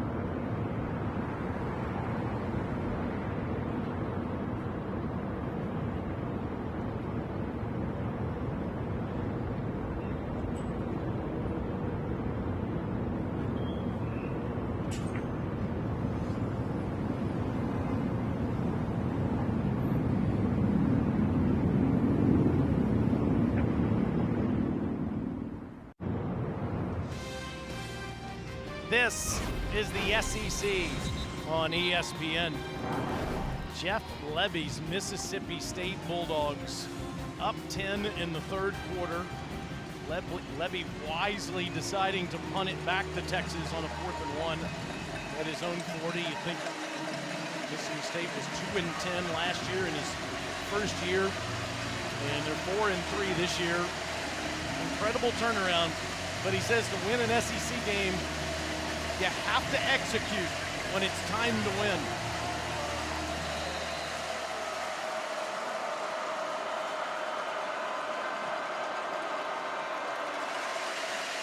C.J. Baxter hasn't gotten free yet, and he gets a couple up to the 14-yard line. Tackled by, you guessed it, Jerron Manning. There's Lebby in his second season at Starkville. He's just such an impressive guy to be around. Has such a passion for calling the game, but needs his team to break through with an SEC win to take the next step. It's Baxter again, and he gets up past the 20 and be 3rd and short. Well, you can tell, you can sense the frustration all week long, not just from Coach Lebby, but from his players as well. And we mentioned it off the top. This team's win-loss record is a liar, and much better than what that record would demonstrate. So far, this defense has been dominant versus Texas offensively. Can the Longhorns, who have not run the football well in this game, get a short yardage conversion? Coleman Hutzler's defense is the big reason for State's improvement. And to the air, it's a wide throw to Mosley, incomplete. Texas offense goes 3 and out against Hutzler's D. Well, Taylor, the tale is you've got a chance to try to slam it up in there with a running back, get behind one of those big offensive linemen. DJ Campbell back in there at right guard. Instead, you're trying to get it in there to Emmanuel Mosley on a slant. Mosley, see, Arch, a little bit disappointed. That ball was out in front. Mosley looked like he wasn't quite quick out of the break. Bowmeister barely got that off. Anthony Evans will call for the fair catch on a 48-yard punt. Tonight at 7:45 on SEC Network and the ESPN app. Number 17, Tennessee travels to Lexington to take on the Kentucky Wildcats here on SEC Saturday night, presented by T-Mobile. Any upset alert there for the Vols after the loss to the Tide? Kentucky gave Texas more than 4 quarters last week. I would say Tennessee offensively a little bit different place right now than Texas is, but for sure, Kentucky's very good about making you go the long way. Not going to give you up a ton of explosives and make the ball be completed in front of them. And in this game, you know, Sark is getting more and more frustrated offensively. Gayton, they fake it to him, it's incomplete. Trying to find Evans on a slant that's thrown wide. Steve Sarkisian, phenomenal, winning 15 of the last 17 conference games in the SEC and the Big 12, and that long losing streak for Mississippi State. An eligible downfield player, offense number 72. 5-yard penalty from the previous spot, repeat first down. That goes on the center, Cannon Boone. State with a 10-point lead here. South Carolina leads Alabama in the 4th quarter. That's incredible. And Vanderbilt's on the doorstep against Missouri with only a few minutes to go in a tie game. So all sorts of craziness happening in this mid-afternoon SEC window. God, parity. Tons and tons of parity. Shapen, easy throw to Williams. And Aiden has his 3rd catch, a first down ball. Made it in front of the freshman, Grayson Littleton. You can see nice run after catch as well, and now you can jump into the tempo once again. 18 yards to Williams there. Fake to Gayton, Shapen over the top, incomplete. It's the second time on this drive he tried to find Evans over the middle and couldn't do it. Same route concept where he hit Evans earlier in the game.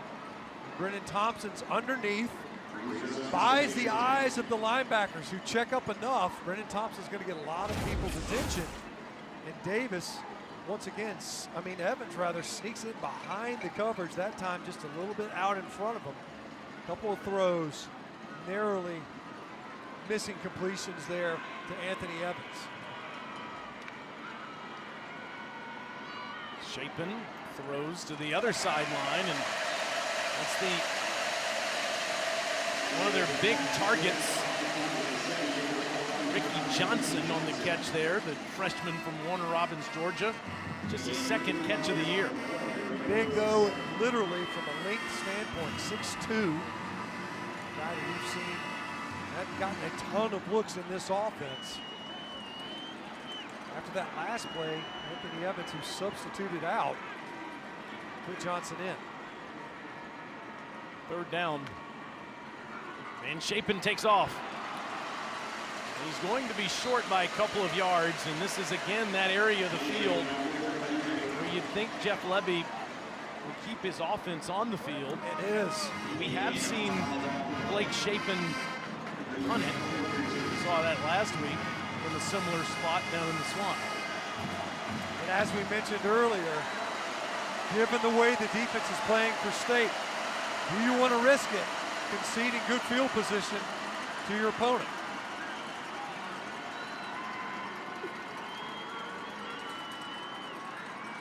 Maybe they just seek to draw him off.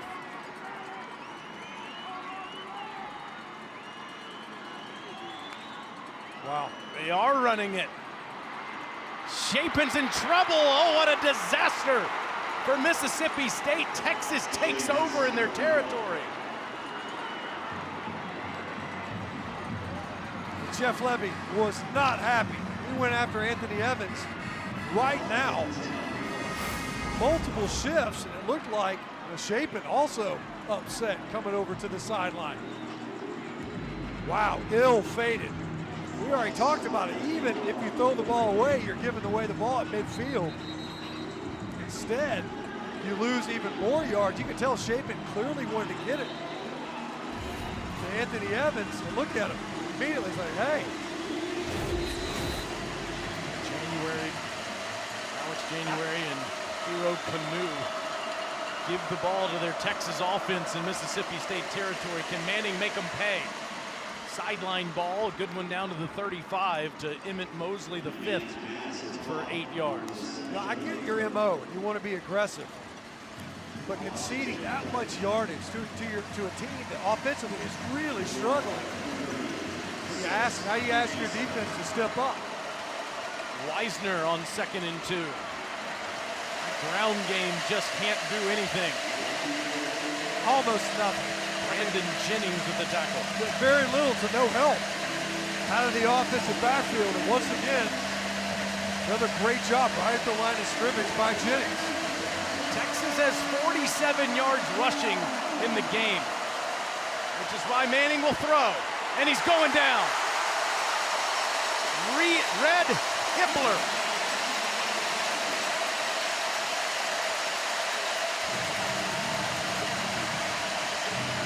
Marion Gillette finished it. Hippler started it. Once again, just confusion in the protection. That time you end up with a tight end and Jordan Washington working against Red Hippler, who just wins inside right now. And protection has been the issue all game long. No run game, you're forced to pass and you can't hold up. After that, they don't get any yardage out of it. That ball does land in the end zone for a touchback. Well, Mississippi State defense, maybe that's why you go for it on 4th down, because you know your defense is going to get it back to you that quick. Steve Sarkisian's team's on the ropes in Starkville.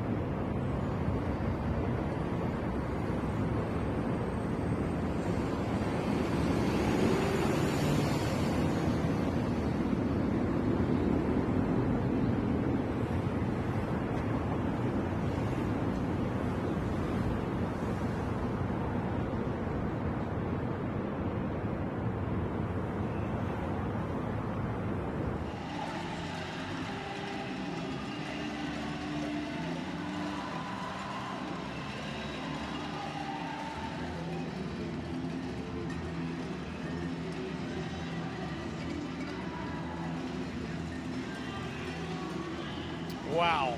Dari, is that the same football team that we saw last week against the Oklahoma Sooners? It's just wild each week. No. In the Southeastern Conference. Vandy and Mizzou tied at 10. And Mississippi State up 10 on Texas here in Starkville. It's Booth. We will get a couple up to the 23-yard line. While we have a second, I do want to just salute someone during one of the last breaks here in Starkville. U.S. Navy World War II veteran Joseph Mobley was celebrated on the field. A man that certainly is in his 90s, if not into triple figures, was clanging his cowbell down in the goal line and got a standing ovation. As he should. Yeah, brought his own cowbell, was working it. 2nd and 7, Chapin's going down. He gets hog-tied in the backfield there by big Alex January, the second-generation Longhorn. It's a great individual effort that time by Alex January.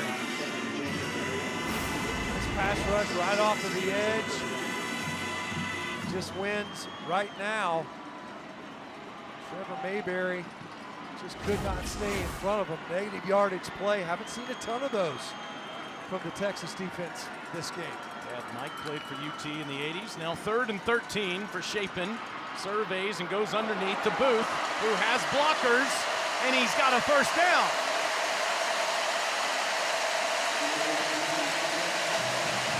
You see that concept a lot in college football. You got Traore, and they just kind of pair out, so watch them. You see that release to the left of the formation? If I don't like anything to the right, I can always come back to the left. 21 yards there, and now staying in bounds is Williams, and he's free. The flag down at the end of the play. What a game that Aiden Williams is having. Coming into this contest, only had 10 catches. But repeatedly, boy, he's worked this near sideline. That's the play, personal foul. Defense number 4, a late hit unnecessary. The penalty's half the distance to the goal from the end of the run and includes an automatic first down. That's Jelani McDonald. It ends up with the penalty. Jaden Gilbio with the missed tackle. That run after catch was huge. 7th explosive play for Mississippi State, getting 32 more, plus the 15-yard penalty, and they're down to the Texas 15. Chapin. Pressure picked up. He gets Traore, who rides defenders to a 1st and goal. Xavier Filsaime went for the ride there. Yeah, saddle up. Traore did a great job driving his feet. Chapin on a quarterback keeper. Can't get free. It's Filsaime who makes the tackle, and it's now 2nd down. That time very well defended. Filsaime, good job coming in there in that run fit. Pick up that blocker in the quarterback run. As we've mentioned before, short yardage scenarios, red zone situations. Jeff Lebby a little bit more deliberate in his timing, not as fast-paced. Free play. They're not even going to let it count because he takes a hit there, but it was caught even though Williams was out of the end zone.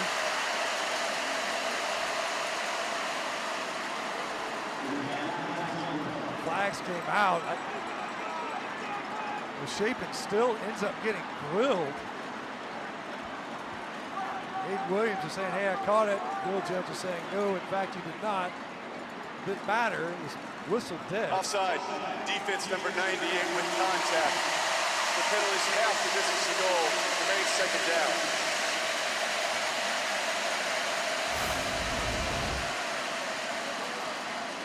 You think, we've already talked about how many snaps these guys have played. Tempo, tempo, tempo. And boom, that's a big hit now. You see Aiden Williams battling for this ball.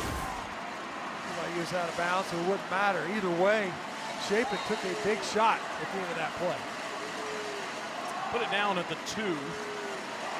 on a 2nd and goal.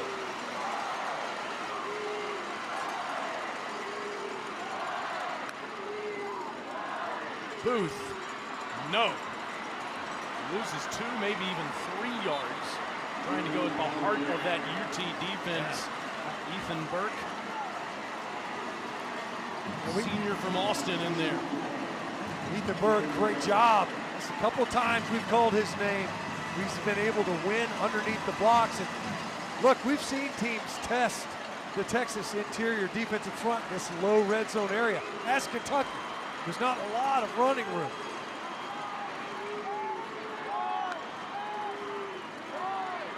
Shapen, end zone, touchdown, Thompson!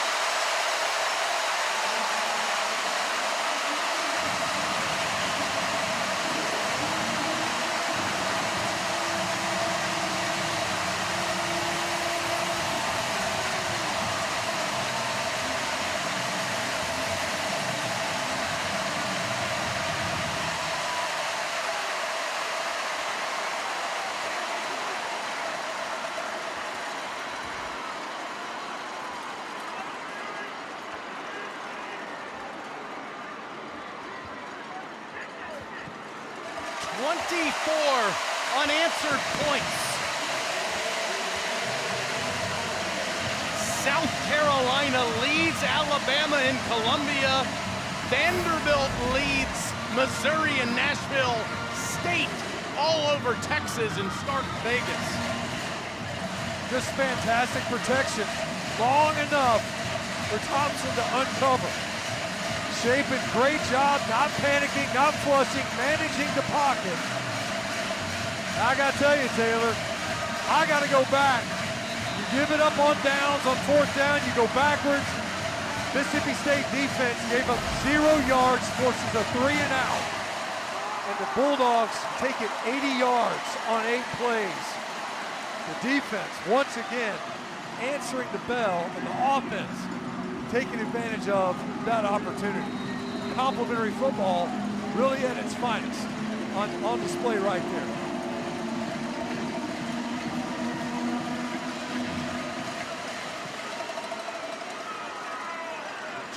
Ball at the 5 by Niblett. And he's down at the 20.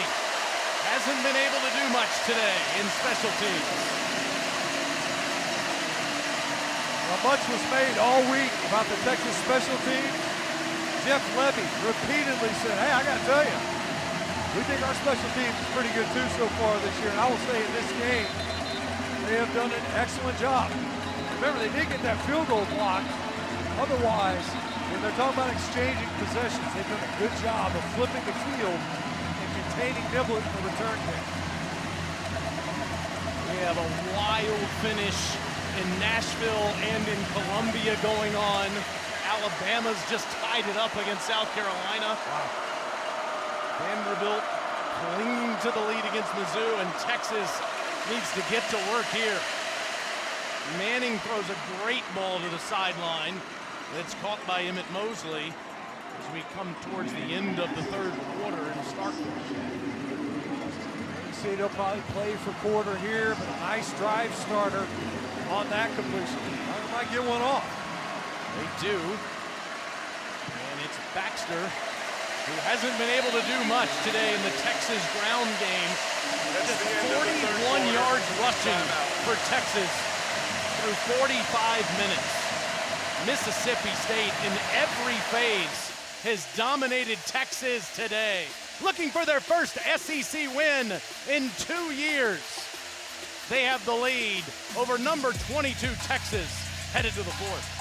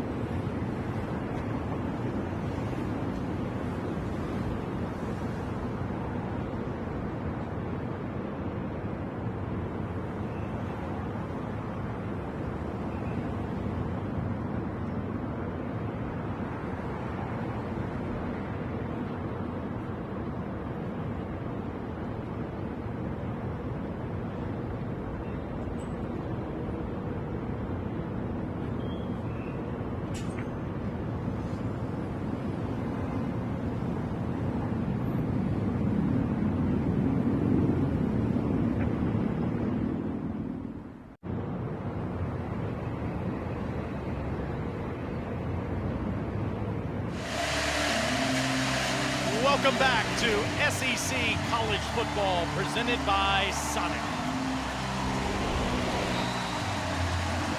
This place has been lit up from the jump. And why not? They want to see the losing streak in for Mississippi State in the SEC. Arch Manning tries to set up a screen and not much doing as Wisner is hit. It's third down after Jerron Manning and Malik Silla there on the tackle. I mean, even big Calvin Dinkins from defensive tackle worked his way out there. This defense has looked very well schooled. The 11th tackle for loss in this game, and they are showing pressure again.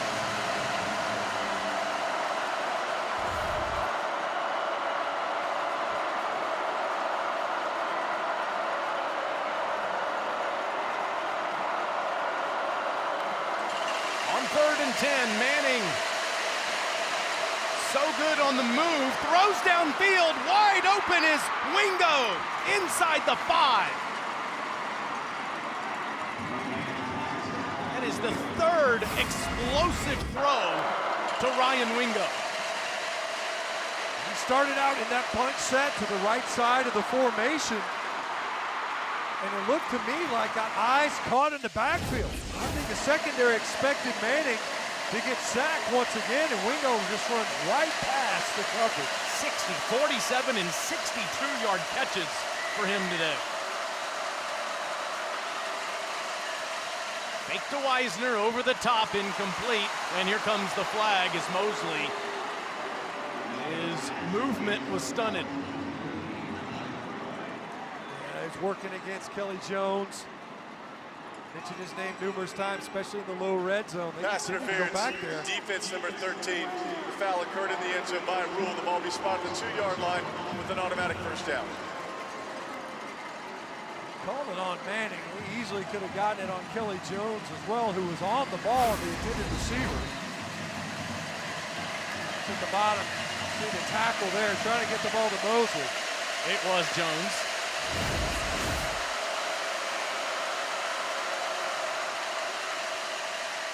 Arch throws to the pylon, incomplete, and more flags on the field. It's Mosley and Jones again. Pass interference, defense number 1. The foul occurred in the end zone with the snap from the 2-yard line. By rule, the penalty is half, and this is the goal to the previous spot. It includes an automatic first down. Back-to-back snaps on Kelly Jones. We're singing his praises in the first half, got the interception. This time they've been going after big number 1. Get a couple of penalties and a fresh set of downs.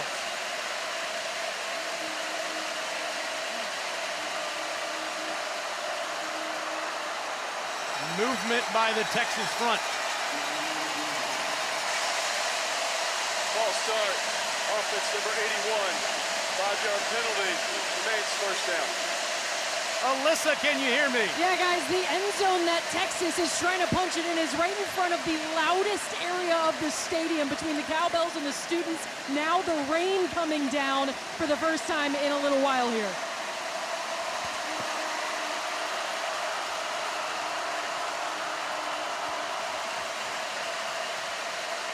Manning with a rope, and that's caught. No, incomplete. Livingston had it. He thinks it's a touchdown, and they're talking about it.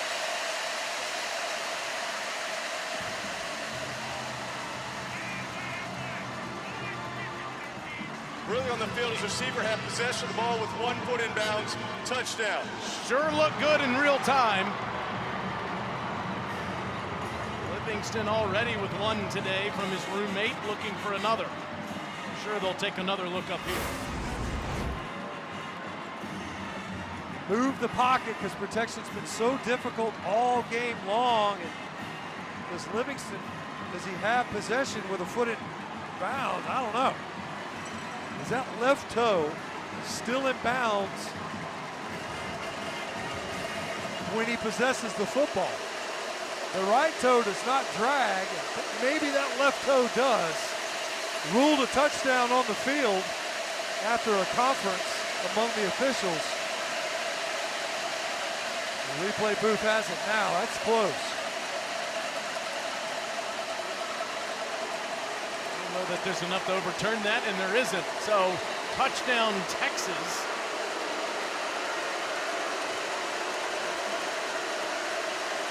And Shipley's on to make it a 10-point game again. So much made of Arch Manning and his poise. He was 4 for 4 for 82 yards on that drive.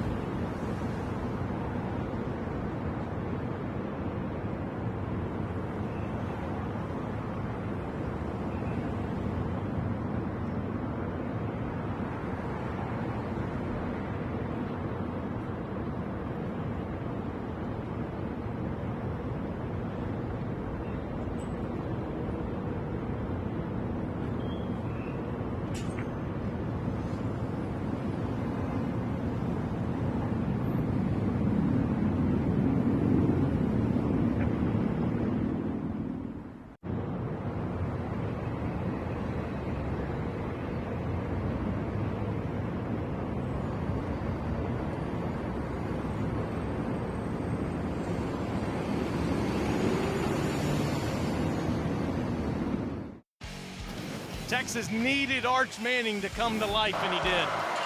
Well, he certainly found the right guy to go to the football because Ryan Wingo's been the story most of this football game. 3rd and 10.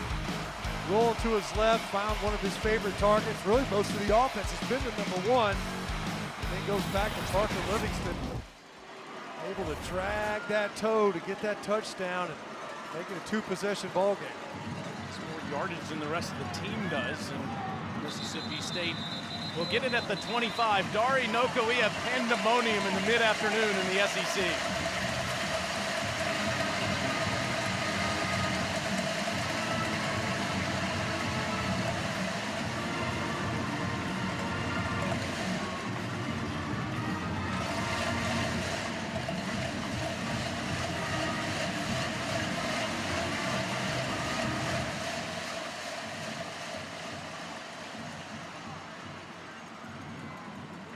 Wild in Columbia, where the Gamecocks had control of it late in the 4th quarter, and here Mississippi State is up 10 with the football with just over 13 minutes to go. Shaping another line of scrimmage throw and a good positive play on first down to Traore, who has been big today. That's his 6th catch. Just moving the line of scrimmage. Get it to a big body out there with a blocker out in front.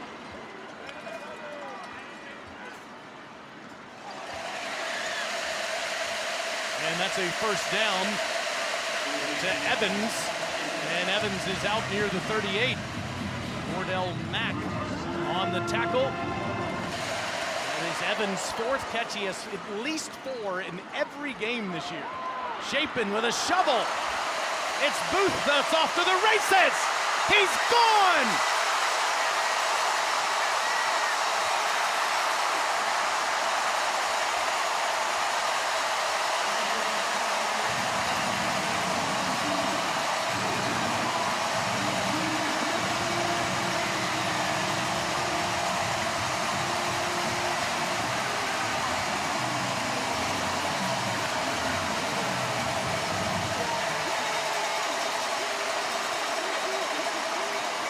A 62-yard shuffle pass for touchdown. Mississippi State has at least a 40-yard pass play in every game this year. They have 15 on the season, which leads all of college football.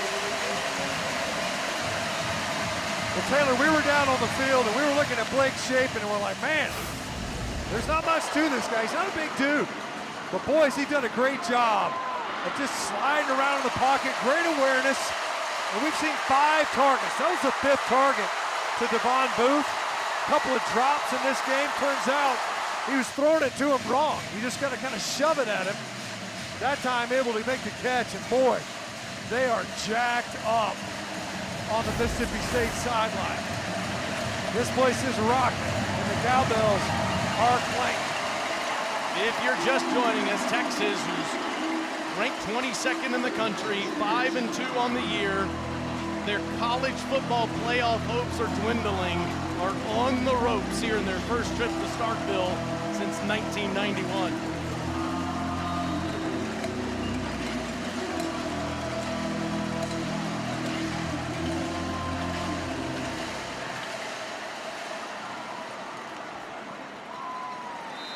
All right, Daria, you told us about the Tide and the Gamecocks. What's going on with Vandy and Mizzou?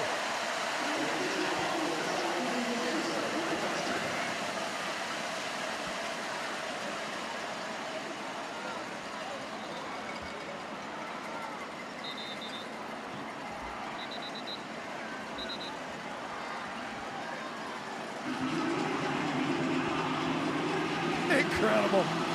Wow. I mean, it's been a fun story. You kept wondering, when's the other shoe drop? And it never has.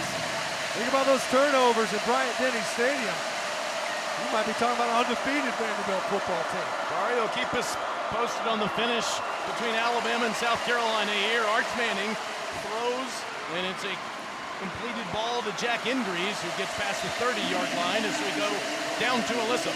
Still a lot of time left in this game, and before the defense went back out on the field, defensive coordinator Coleman Hutzler was on them about making sure there were no self-inflicted penalties. When you think about the heartbreakers that Mississippi State has had this year, you can point to self-inflicted wounds. Otherwise, this could be a different record. He does not want to see that. Manning, all time to survey, and dropped off of Wisner. It'll be third down, excuse me. Well, it's been pressure all game. But on second down that time, Mississippi State only brought 3. Flooded the underneath coverage. Nowhere to go. The safety valve had 3 defenders around him. Now it's been this down. Even at this distance, Mississippi State's been very aggressive. The problem has been the running game has been so vacant. You have to think, last time we saw Texas they attempted a quick slant to try to pick up the yardage needed. On 3rd and 3, Manning with pressure throws, and it's caught short of the first down marker. Livingston made the catch. Manning made another tackle. It's 4th down. And Manning, the quarterback, got crushed again. He had to actually jump in the air to try to deliver it. And you can see the urgency now. It's a 3-possession ball game with a 17-point lead. And Texas compelled to go for it here on 4th.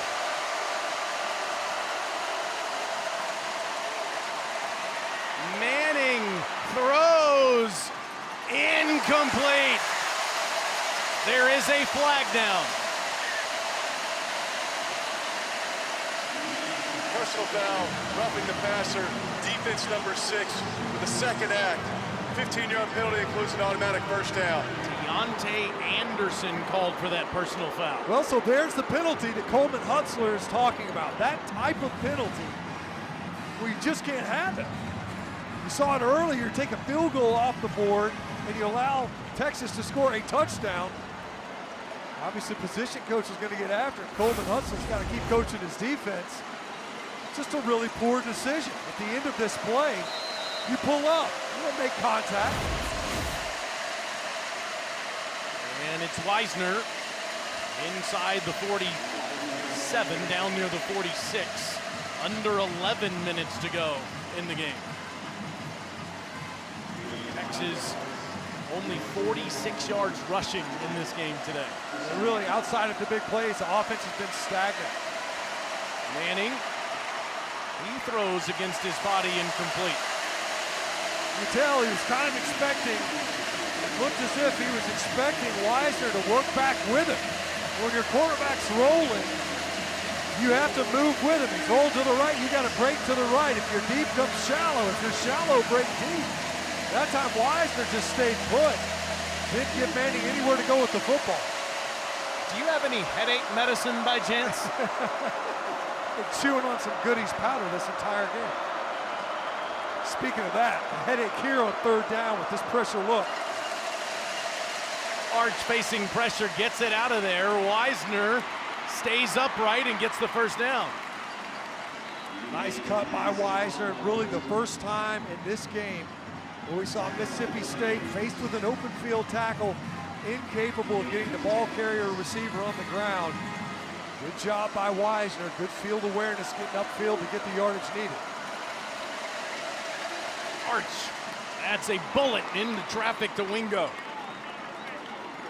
Again, only brought 3. Protection able to hold up, and Arch Manning from a clean pocket able to find Ryan Wingo. It's been his story all game long. If there's been any offense for the Texas Longhorns, it's been through number 1, Ryan Wingo. Update that yardage actually to 15 more than that. 5 for 184 now for Wingo in this game. And they have needed every yard of it. Manning throws, incomplete to Wingo. Manning in coverage. That time that ball just sails on Arch Manning. You can see him, he's talking to Wingo. He's expecting you to break quicker. Saying, look, man, I need you to come out of that break flat. Ball a little bit too high for Wingo and enough time for the other Manning to come up and make the play. Texas in an obvious passing situation really for the rest of the game now on a 2nd and 10 with 9:41 left. Manning had trouble with that snap, launches towards the end zone, and it is caught. That's a touchdown for Emmett Mosley. 21 yards for the sophomore transfer from Stanford. What a ball from Arch Manning. And once again, that time able to stand in the pocket. Looked like pressure was going to get there from his right side. Instead, he's able to drop it in there, and you have to go back to the roughing the passer penalty. Otherwise, you're thinking, once again, Mississippi State has a good chance of stopping. Instead, you gift your opponent 15 yards and a first down. That type of penalty, the one that Coleman Hutzler talked about, cost the Bulldogs, and Longhorns able to capitalize. It's a 10-point game. Remember, Shipley did miss a 29-yarder earlier. Otherwise, it'd be a 1-score game. Texas trying to hang around in Starkville.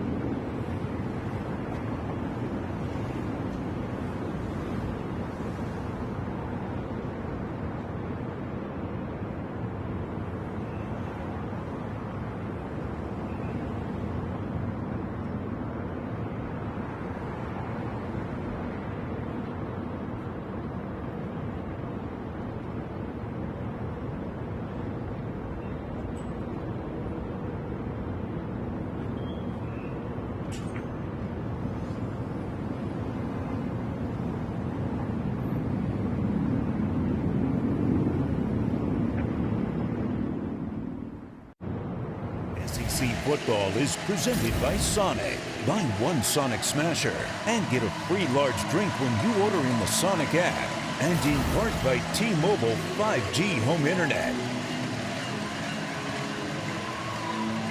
Critical play to give Texas new life on that last drive. Well, it's 4th and 1, ends up being an incomplete pass. Arch Manning rolling to his right. And Deontay Anderson, you got to pull up. You can't make contact with the passer. Ball's gone. And that's what gave a first down, extended the possession, leads to a touchdown. Arch Manning, when given time, throws a good ball downfield to Mosley, able to keep Texas in this game. Mississippi State, as usual, calls for the fair catch and will get it at the 25. Back to Dari with another studio update.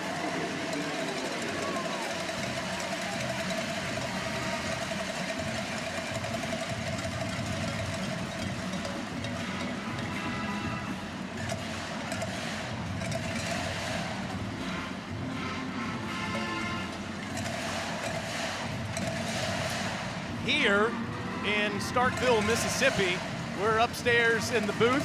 Kevin and Rhett, Spotter and Stats, Stinch and Taylor with you. Alyssa on the field watching Mississippi State try to win their first game in Starkville against an SEC opponent in 3 years.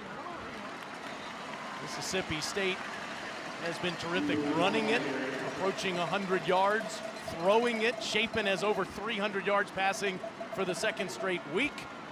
And the defense has caused turnovers and a bunch of tackles for loss. But, and yet, despite all of that, and great defensive play, opportunistic offensively, the balance, Texas still in it.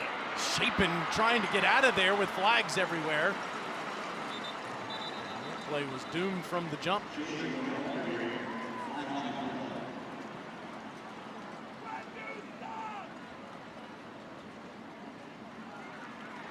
Steve Sarkisian here, do you decline this and make it 3rd and long or take the penalty? You see, that's exactly what he's discussing. The thing is oh, he does. Holding, exactly what he offense says. number 6. The penalty is declined. The result of play was 3rd down. And this feels like a big one coming up next. First, let's look at this last one. Lots of pressure. The back does a good job coming across. I don't know. I mean, he ends up, that actually looked to me to be a pretty clean block. Good job by Booth. Regardless, the size difference probably led to some of that. 3rd and 10 plus. You usually look for Anthony Davis. He's been the answer, Evans rather, throughout this day. 3rd and 12 for Chapin, and he's down. He takes a huge hit. Anthony Hill. Texas forces a 3-and-out, exactly what they needed, and this one is far from over. No, absolutely it is. Think about the big plays. Great job. So watch, you're going to end up kind of stunting. It's a little twist on the inside. Hill starts, does a great job getting upfield quickly, and it involves the running back. Dangerous punt returner here. Ryan Niblett hasn't gotten free yet today. It's a good kick by Pulliam that's going to take Niblett back to his 30-yard line. And Niblett runs into his own man shy of the 40. Well, Taylor, we've seen this multiple times in this game. With the offense, maybe a quick possession, hadn't happened a ton. They turn the ball over on downs. The Mississippi State defense has found a way to get a stop. Would have stopped Texas on the previous possession were it not for the personal foul penalty roughing the passer. Now they need another answer, and because Texas has stayed in this thing fighting, the big playmaking in the passing game, the Longhorns still with an opportunity to climb back into this game.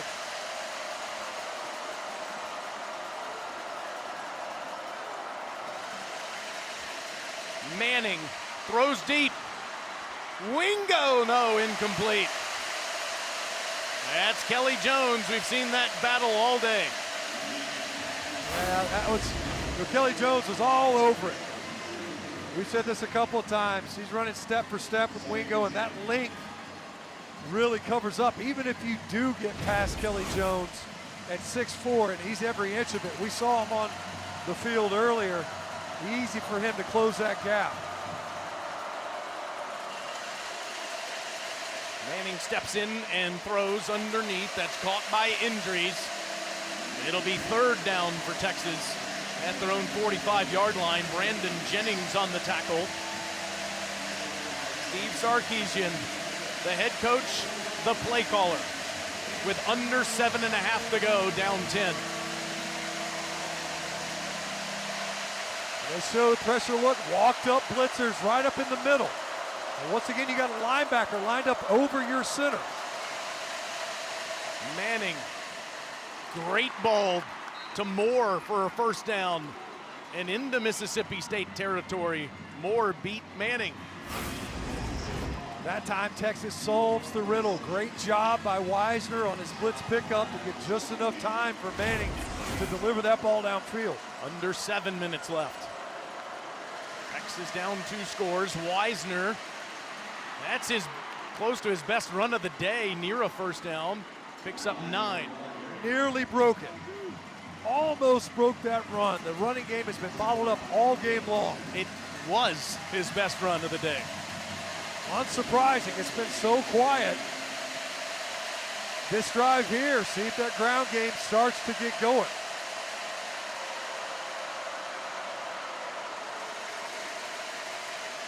Manning wants to go deep. Incomplete. There are flags on the field. Livingston was pushed by Williams.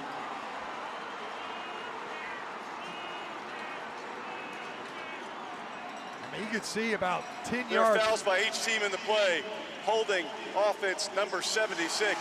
Pass interference, defense, number 15. Those fouls offset. Replay, second down.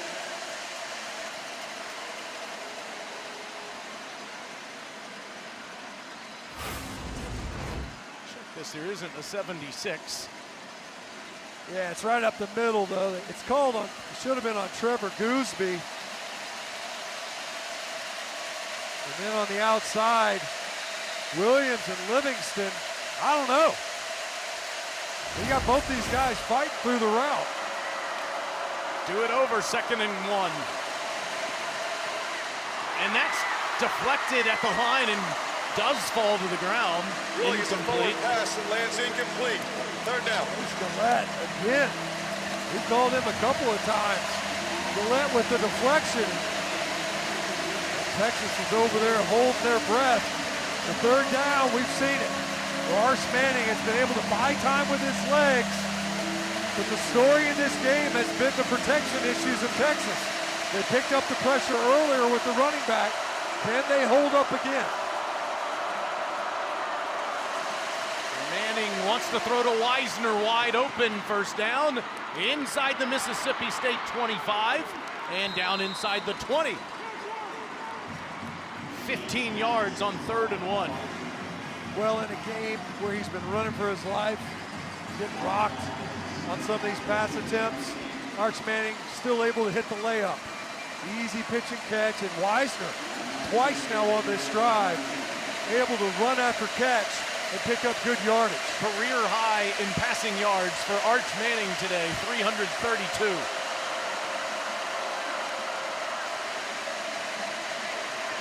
He throws, and it's incomplete, looking for Wisner again.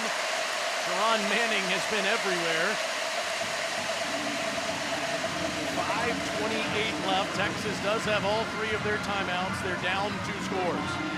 Taylor, on this drive, Texas has figured it out. Now, whether it holds up is a different story, but the protection has been much stronger.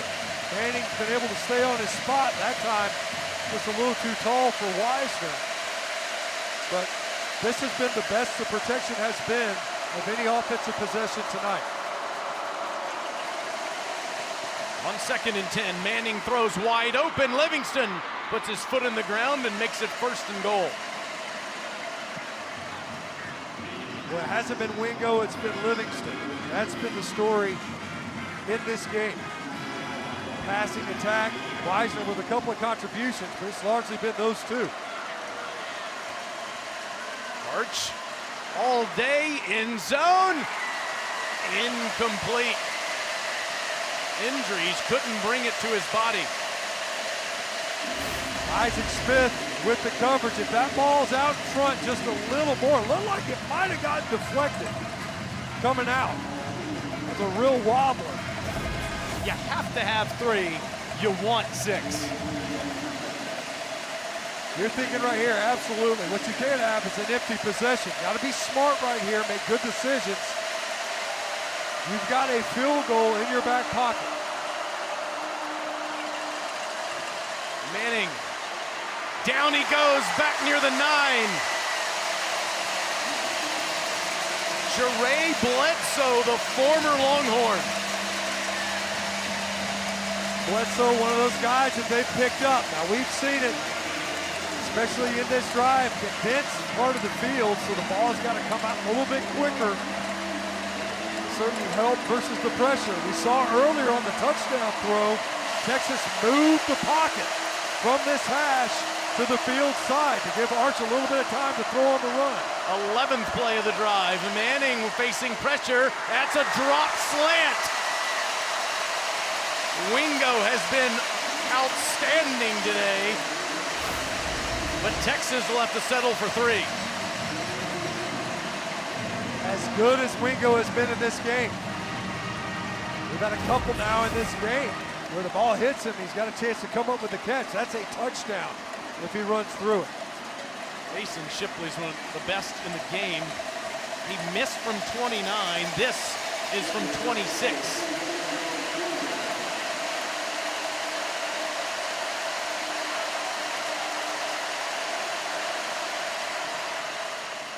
And it's a 1-possession game with 4:14 to go.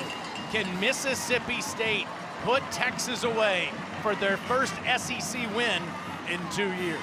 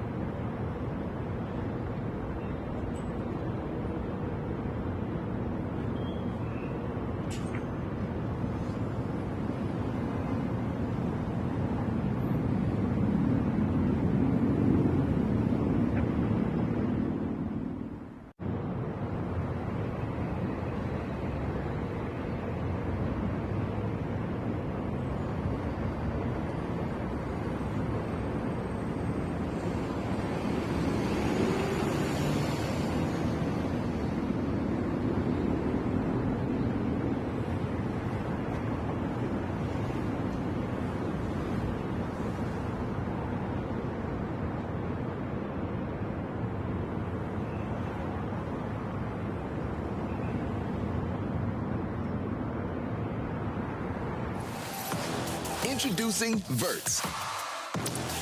Swipe for news and highlights. Now available on the ESPN app. Man, we've been wearing that app out today. Wild finish in Nashville and Columbia, and it's getting wild. In Stark Vegas, Texas was down 17. They've cut it to 7. And now they're coming out with this, and Booth made a mistake. Mississippi State will start at their own 13-yard line. They've been calling for fair catches all day, but not that time. Coming up next on SEC Network and the ESPN app, number 17, Tennessee travels to Lexington to take on the Kentucky Wildcats. That's due up in 10 minutes. Can Mississippi State and Blake Shapen put the game away? Arch Manning has a career high in passing yards today. So does Shapen. So far in this second half, after a torrid pace in the first half, only 23 offensive snaps for Mississippi State offensively. And they will go to the ground, and it's Booth straight ahead, who gets it up to the 17-yard line. Alex January on the tackle. State's been really committed all game long. We talk about some of the big plays in the passing game. Booth had the big long run, but they've kept their offense balanced. You have to stay at least respectful of that run game. Shapen throws. Thompson makes the catch just short of the first down. Up at the 22, it'll be 3rd and 1. Jalen Gilbo made the tackle. I always say Thompson a little bit shaken up after that, holding his hand. They're going to leave him in there, trap that Texas personnel on the field. Strength of Texas defense has been its interior in the front line today, especially on plays like these. We've seen it. Boy, they got a lot of bodies along the line of scrimmage. The box count, not Mississippi State's favor to run it. Just under 10 on the play clock and under 3 minutes left in the game. Jeff Levy's going to let it run all the way down and call timeout here.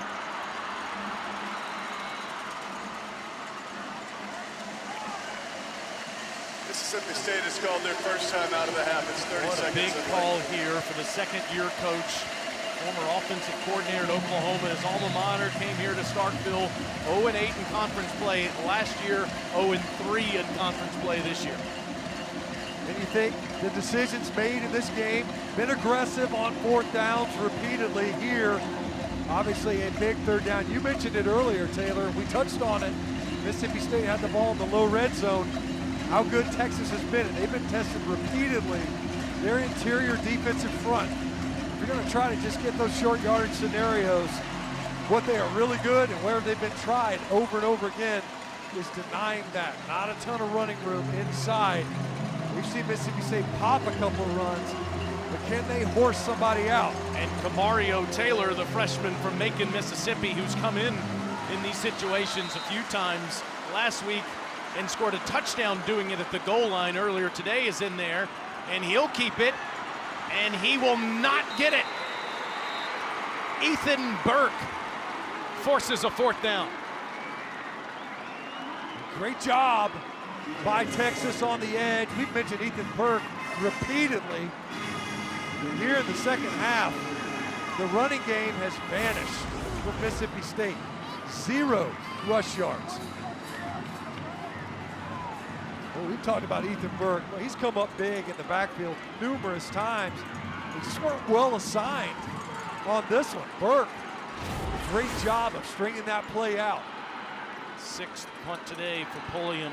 Ryan Niblett, a dangerous punt returner, is back there, and another bomb by Pulliam, and Niblett's back near the 23.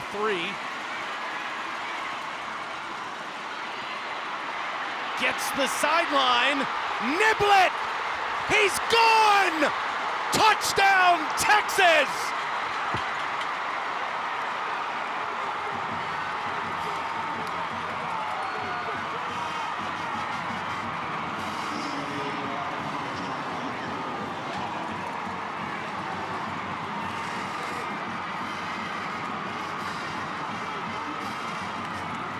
It's a week-by-week thing with him in special teams. He did it against OU. He did it twice against Kentucky. And he's topped all of those returns with a 79-yard return here. And Texas is an extra point away from tying it up. Just remarkable. What a playmaker. What a weapon in the return game. He's been the difference. Difference versus Oklahoma, difference last week versus Kentucky. Maybe even the difference tonight versus Mississippi State. 24 fourth quarter points for Texas. Tie game. Try is good. This is the 2-minute timeout. Incredible. It was a bomb, like you said, from Pulliam, but when you kick it that far, you wonder, did you out-kick your coverage? Gunner can't get it down on the edge, and Niblett, what a great run, running through would-be tacklers. The sophomore from Houston, Texas, gives Sark new life. We are tied in Starkville.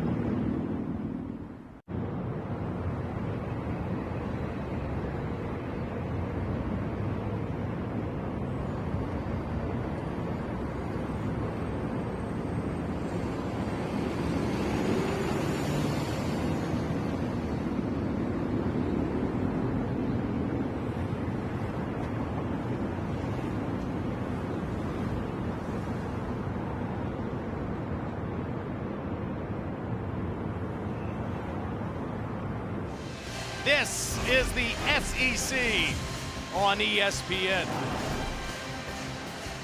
Starkville has been raucous from the jump, but it's a little rattled right now after this big Texas comeback, and that is a fair catch that Mississippi State will call, and they'll get it up to 25. You think of all these close calls they've had, especially this year against Tennessee. Could have won the game, instead of lost it in overtime to the Volunteers last month.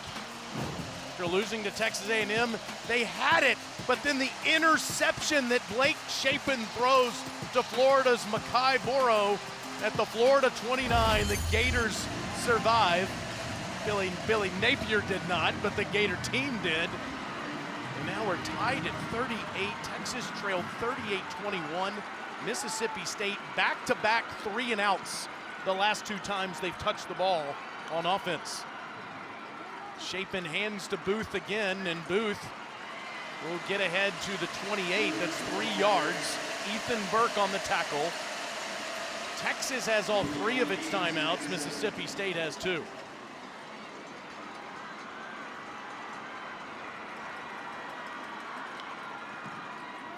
On On 2nd and 7, Chapin to Booth out of the backfield. And Chapin gets the sideline up to the 31. It'll be 3rd and 4 for Mississippi State.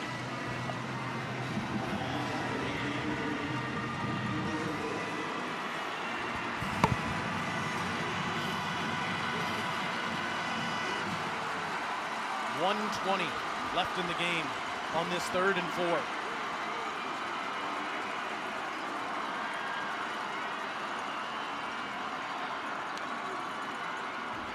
Chapin on a slant. That's a first down ball to Brennan Thompson.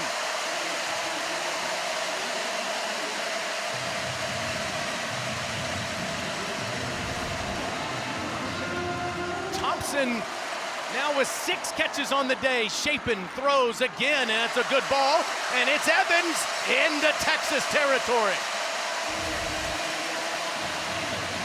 Kyle Ferry made a 55-yarder, a school record against Southern Miss. Needs about 11 more yards to give him a reasonable chance. Chapin, pressured, throws into the bench. Texas defenders in the backfield there. Alex January has lived back there in the second half.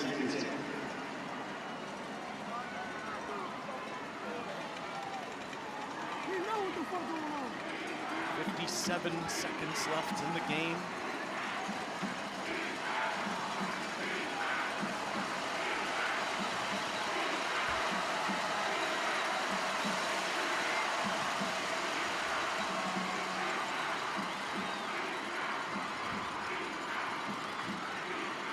Chapin on a quarterback draw, and Texas tackles him down at the 42. Colin Simmons on the tackle. Neither team is using timeout here. The 3rd and 6, let's see how far down either side allows it to go here. Jeff Levy's coming over.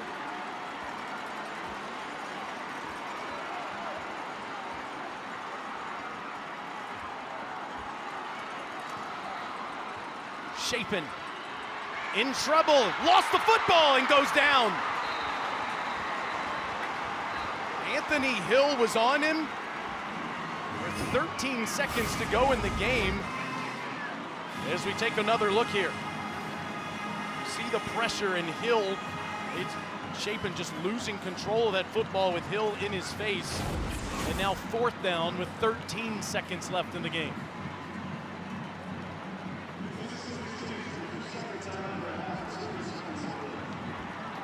At midfield on a 4th and 10, and staring overtime in the face here.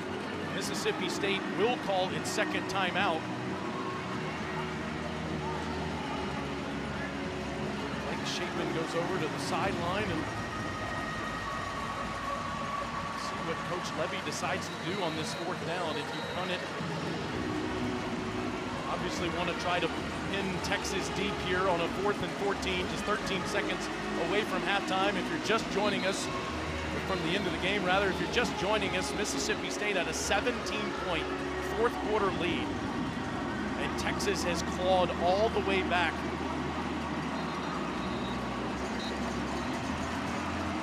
Blake Chapin and the offense is out on the field here on a 4th and 14. Now, we did see Chapin punt it last week against Florida in a similar situation.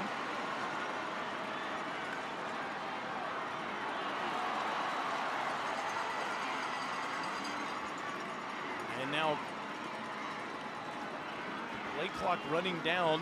Coach Levy is standing next to an official on the sideline.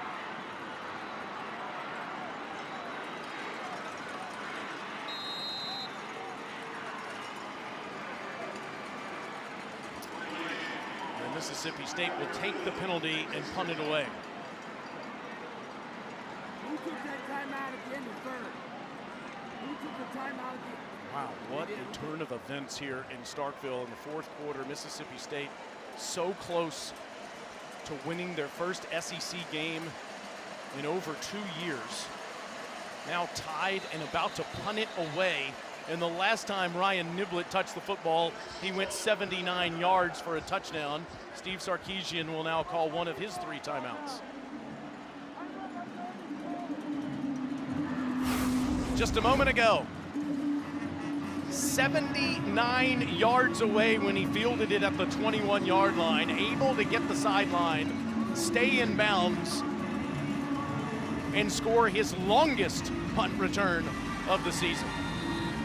The 75-yarder in the Cotton Bowl a couple of weeks ago.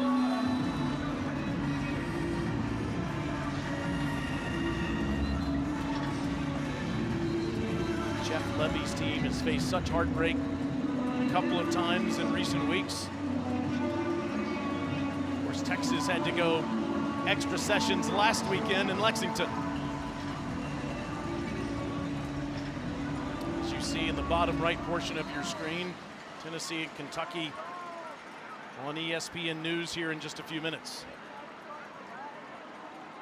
Pulliam punts, and Niblett is not back there. And the ball is down at the 1-yard line with 3 seconds to go in regulation. Now, if you're Arch Manning, you have to dive forward here with 1 play remaining.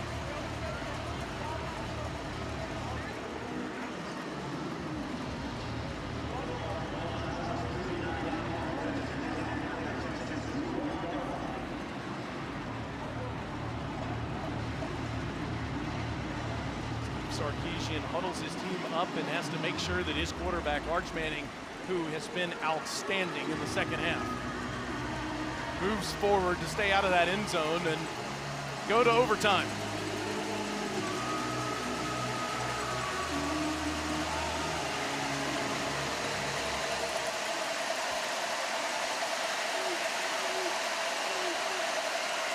Arch does have Wisner next to him, and he does just dive forward.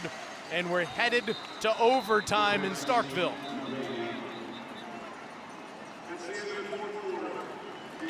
What a turn of events here at Davis-Wade Stadium. Coleman Hutzler, the defensive coordinator for Mississippi State, trying to fire up his crew. Steve Sarkisian and his team were in a similar spot last week.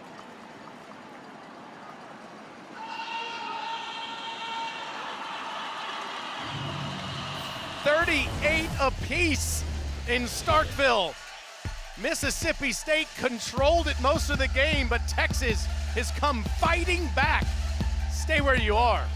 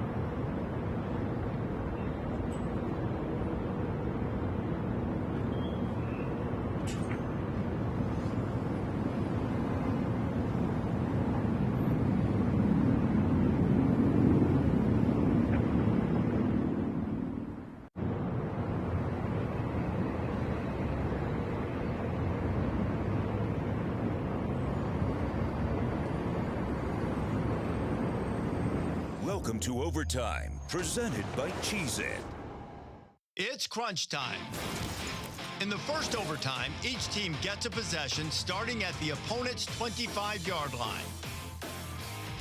If it goes to a second overtime, teams again start at the 25-yard line, but must attempt a two-point conversion after a touchdown with no extra points allowed. From the third overtime on, teams alternate two-point conversion attempts from the 3-yard line until the game is decided. Thank you, Reese. Now we understand the situation for overtime. How about how we got here? Mississippi State trailed by 7 early, dominated the second quarter, extended their lead in the third. We have a winner. First, let's hear this. Team, so you'll call it the same point as before. This is heads. This is tails. Call it if you would, please. You're going to make it, whoever wins is going to get a choice of offense, defense, or which end of the field. What you like? Tails. He's called tails. We'll let it hit the ground. It is heads. You've won the toss. You're going to play defense. Which end going to play in the south end? Got it. Mississippi State has won the toss and elected to play defense. Texas is elected to play in the south end zone. Mississippi State on defense first. Texas is about to get the ball. And a 29-yard field goal by Mason Shipley was no good. One of the best kickers in the game, missing a short yardage situation. Arch Manning throwing downfield, but was roughed by a Mississippi State defender, Deontay Anderson, and then Ryan Niblett went 79 yards on a punt return to tie the game to get us to this position. Texas led early. Mississippi State dominated the second and third quarter. Texas with an incredible comeback in the fourth to force it to OT, Alyssa. Colin Simmons this week, and he told me that Steve Sarkisian emphasized to his team, do more. In the second half of the season, you're going to have to do more in every single aspect. Here we are in overtime again. And immediately, Alyssa, Sark has to call timeout.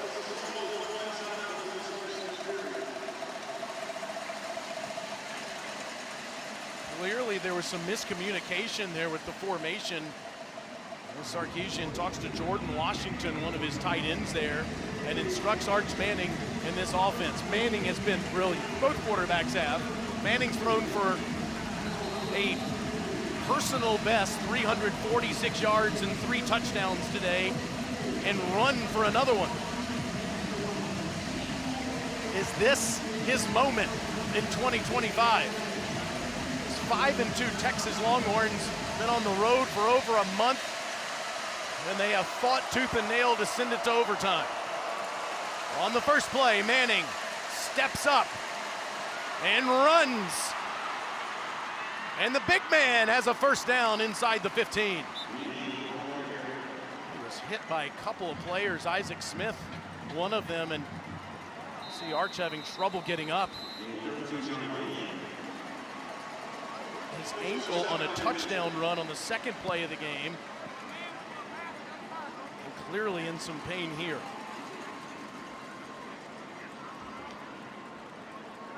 There's Cooper, Ellen, and Olivia Manning watching. Smith with the hit.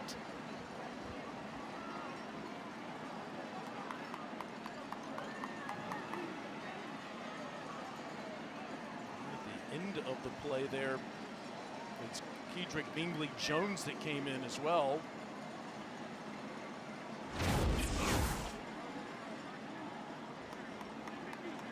6'4", 220 pounds.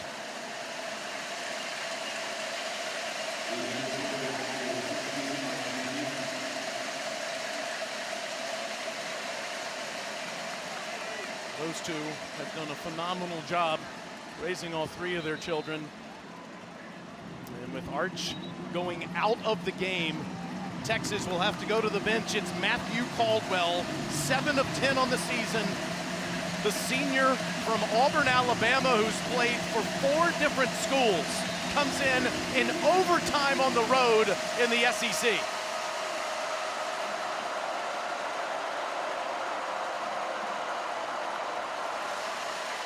Caldwell hands it off, and it's Weisner who runs down near the 5, inside the 5 to the 4.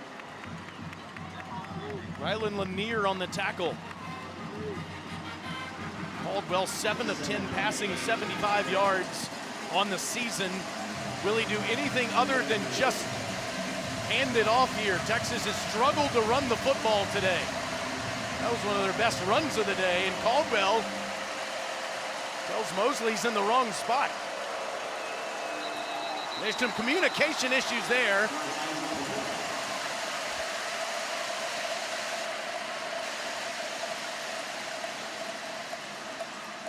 Illegal snap, offense number 62, 5-yard penalty. Second down. Connor Robinson starting for Cole Hudson in communication problem with Caldwell as we go to Alyssa. Yeah, guys, standing here watching Texas's injury tent, Arch Manning still in there, but he did try to stick his head out to see what his offense was doing before the trainers pulled him back in. Looked a little bit woozy going in there, but I will give you an update when I have it. That tent is zipped up in there, and instead of 2nd and 1, it's now 2nd and 6 for Caldwell. It is Wisner to Caldwell's right, throws to the back pylon. It is caught by Mosley, but out of bounds. Ruling on the field is an incomplete pass. 3rd down.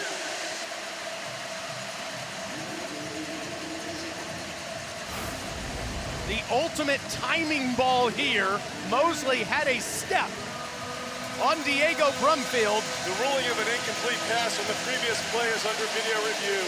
Timeout. They will look at this again. Now, is that left foot down?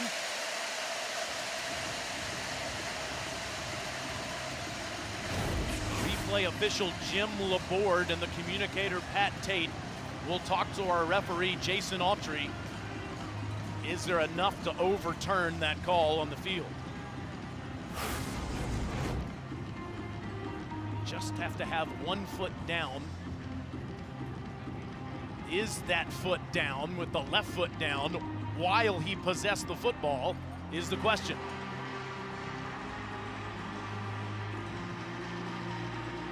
Boy, that's close.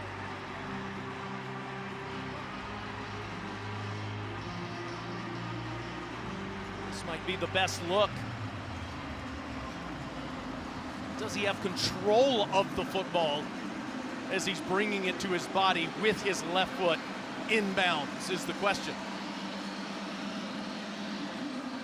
Feels like the ultimate judgment call to make there. But again, remember, the call on the field is incomplete.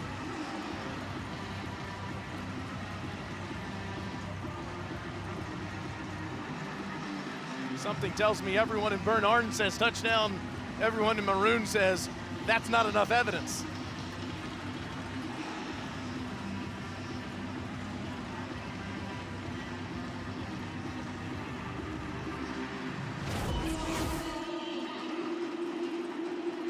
Mosley sure thinks he got it. Sophomore pre-med major came over from Stanford. His parents were both great athletes at Notre Dame. Showing it on the big screen, and he thinks it's enough.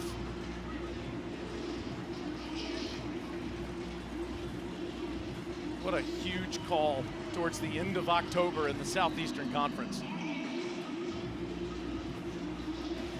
After video review, the ruling is touchdown.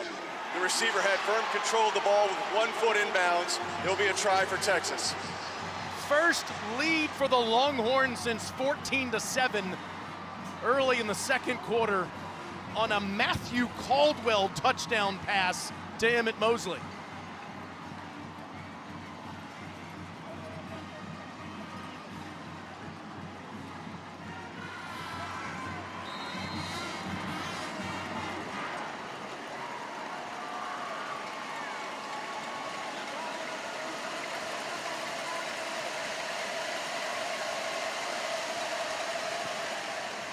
Mississippi State must match with their turn in overtime. One more look here from Caldwell to Mosley with Arch Manning in the tent, Alyssa, watching.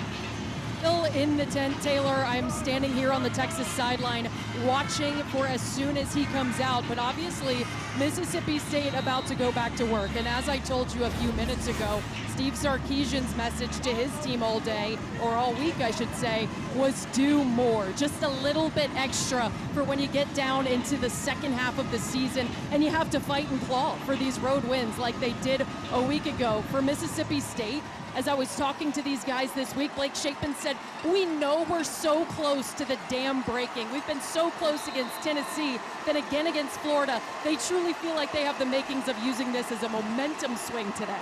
Texas has scored 24 unanswered. State must match. Shapen throws across the middle. Incomplete. Thompson can't make the catch. It was thrown a bit behind him.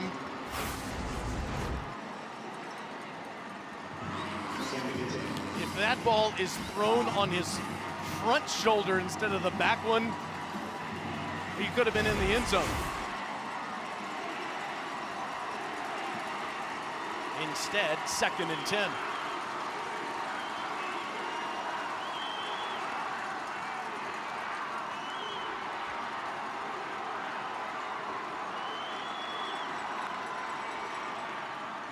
Shapen facing pressure, throws to the corner and incomplete. Thompson can't make the grab. Coverage by the freshman Grayson Littleton. Starkville is stunned with what's happened since 12:29 to go in the fourth quarter. It was 38-21 Mississippi State. Texas has scored 24 unanswered points, and they're a stop away from winning.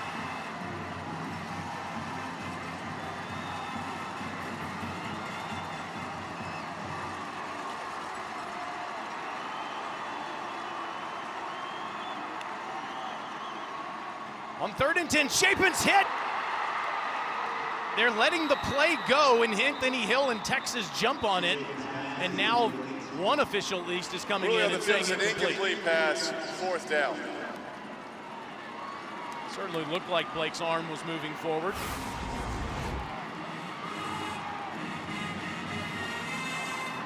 And it was. Colin Simmons with the big hit there, and now State is on the brink. Must get past the 15 to keep the game alive. And their flags, and it's going to be 4th and 15 instead. Prior to the snap, false start, offense number 77. 5-yard penalty, remains 4th down. And with the game on a line in the 4th and 15, you wonder if you're Jeff Levy, if you use one of those timeouts here just to settle your team down. And he'll call the play. This Texas sideline down here, Taylor going absolutely nuts. They are cheering for a Texas defense that has been on the field a whole heck of a lot over the last 3 games. Another overtime matchup tonight. On 4th and 15. More procedural issues. False start, offense number 72. 5-yard penalty, remains 4th down. Now 4th and 20 for Mississippi State, and they have to. Mississippi State has called their 1 timeout for this overtime period. Here is that timeout we talked about. Jeff Levy needs a miracle suddenly. You think, Alyssa, they had total control of this football game half an hour ago, and now they need a miracle. Yeah, it goes back to what I told you guys at the beginning of the 4th quarter when there was still a lot of time left and it was all momentum.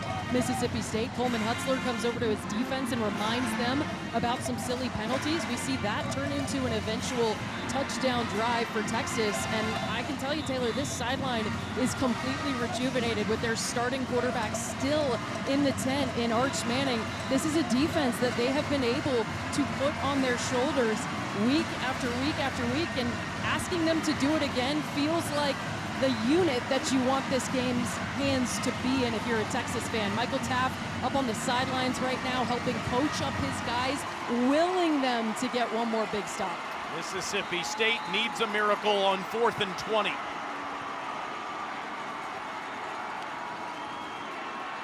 Shapen facing pressure, trying to get out of there. He can't! Texas ends the game with an Ethan Burke pressure. What a miracle win at Mississippi State for the Texas Longhorns in overtime.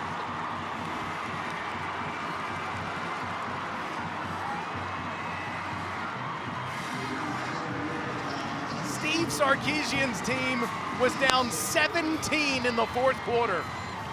Somehow found a way and survives. One more look at the last play. Good pressure by Lance Jackson, the freshman from Texarkana. And somehow Steve Sarkisian's team has found a way to win, Alyssa. Coach, your team battled all night long to get back into this one and force overtime. What can you say about the fight that you saw from your group tonight? Well, that was the one thing I asked for yesterday in the team meeting. I said, guys, this is going to take 60 minutes. We got to be the tougher football team mentally and physically, and it's got to be all Texas fight tonight. And that's what it was. We didn't play great football tonight, but we surely fought. We played as a team. It's back-to-back weeks. Our culture showed up. Feels like back-to-back weeks for Ryan Niblett coming up with a huge play. What did he do for you in that moment? Well, he's a phenomenal player. He's courageous. He's confident. And so's that whole unit, you know, and they block extremely well for him. So great by him. It's been a month on the road. Can't wait to get back to Austin, get back to DKR next Saturday. Thanks, Coach. Congrats. Thank you. 42 days on the road. They go play Vanderbilt next Saturday at 12 o'clock Eastern on ABC. They outscored Mississippi State 24-0 in the final 9:34 of regulation and overtime. Mississippi State has lost 16 straight SEC games. Again, our final score, Texas 45, Mississippi State 38. We send it out to Lexington for Tennessee and Kentucky. For Matt Stinchcomb and Alyssa Lang, I'm Taylor Zarzour. Here's Tom Hart.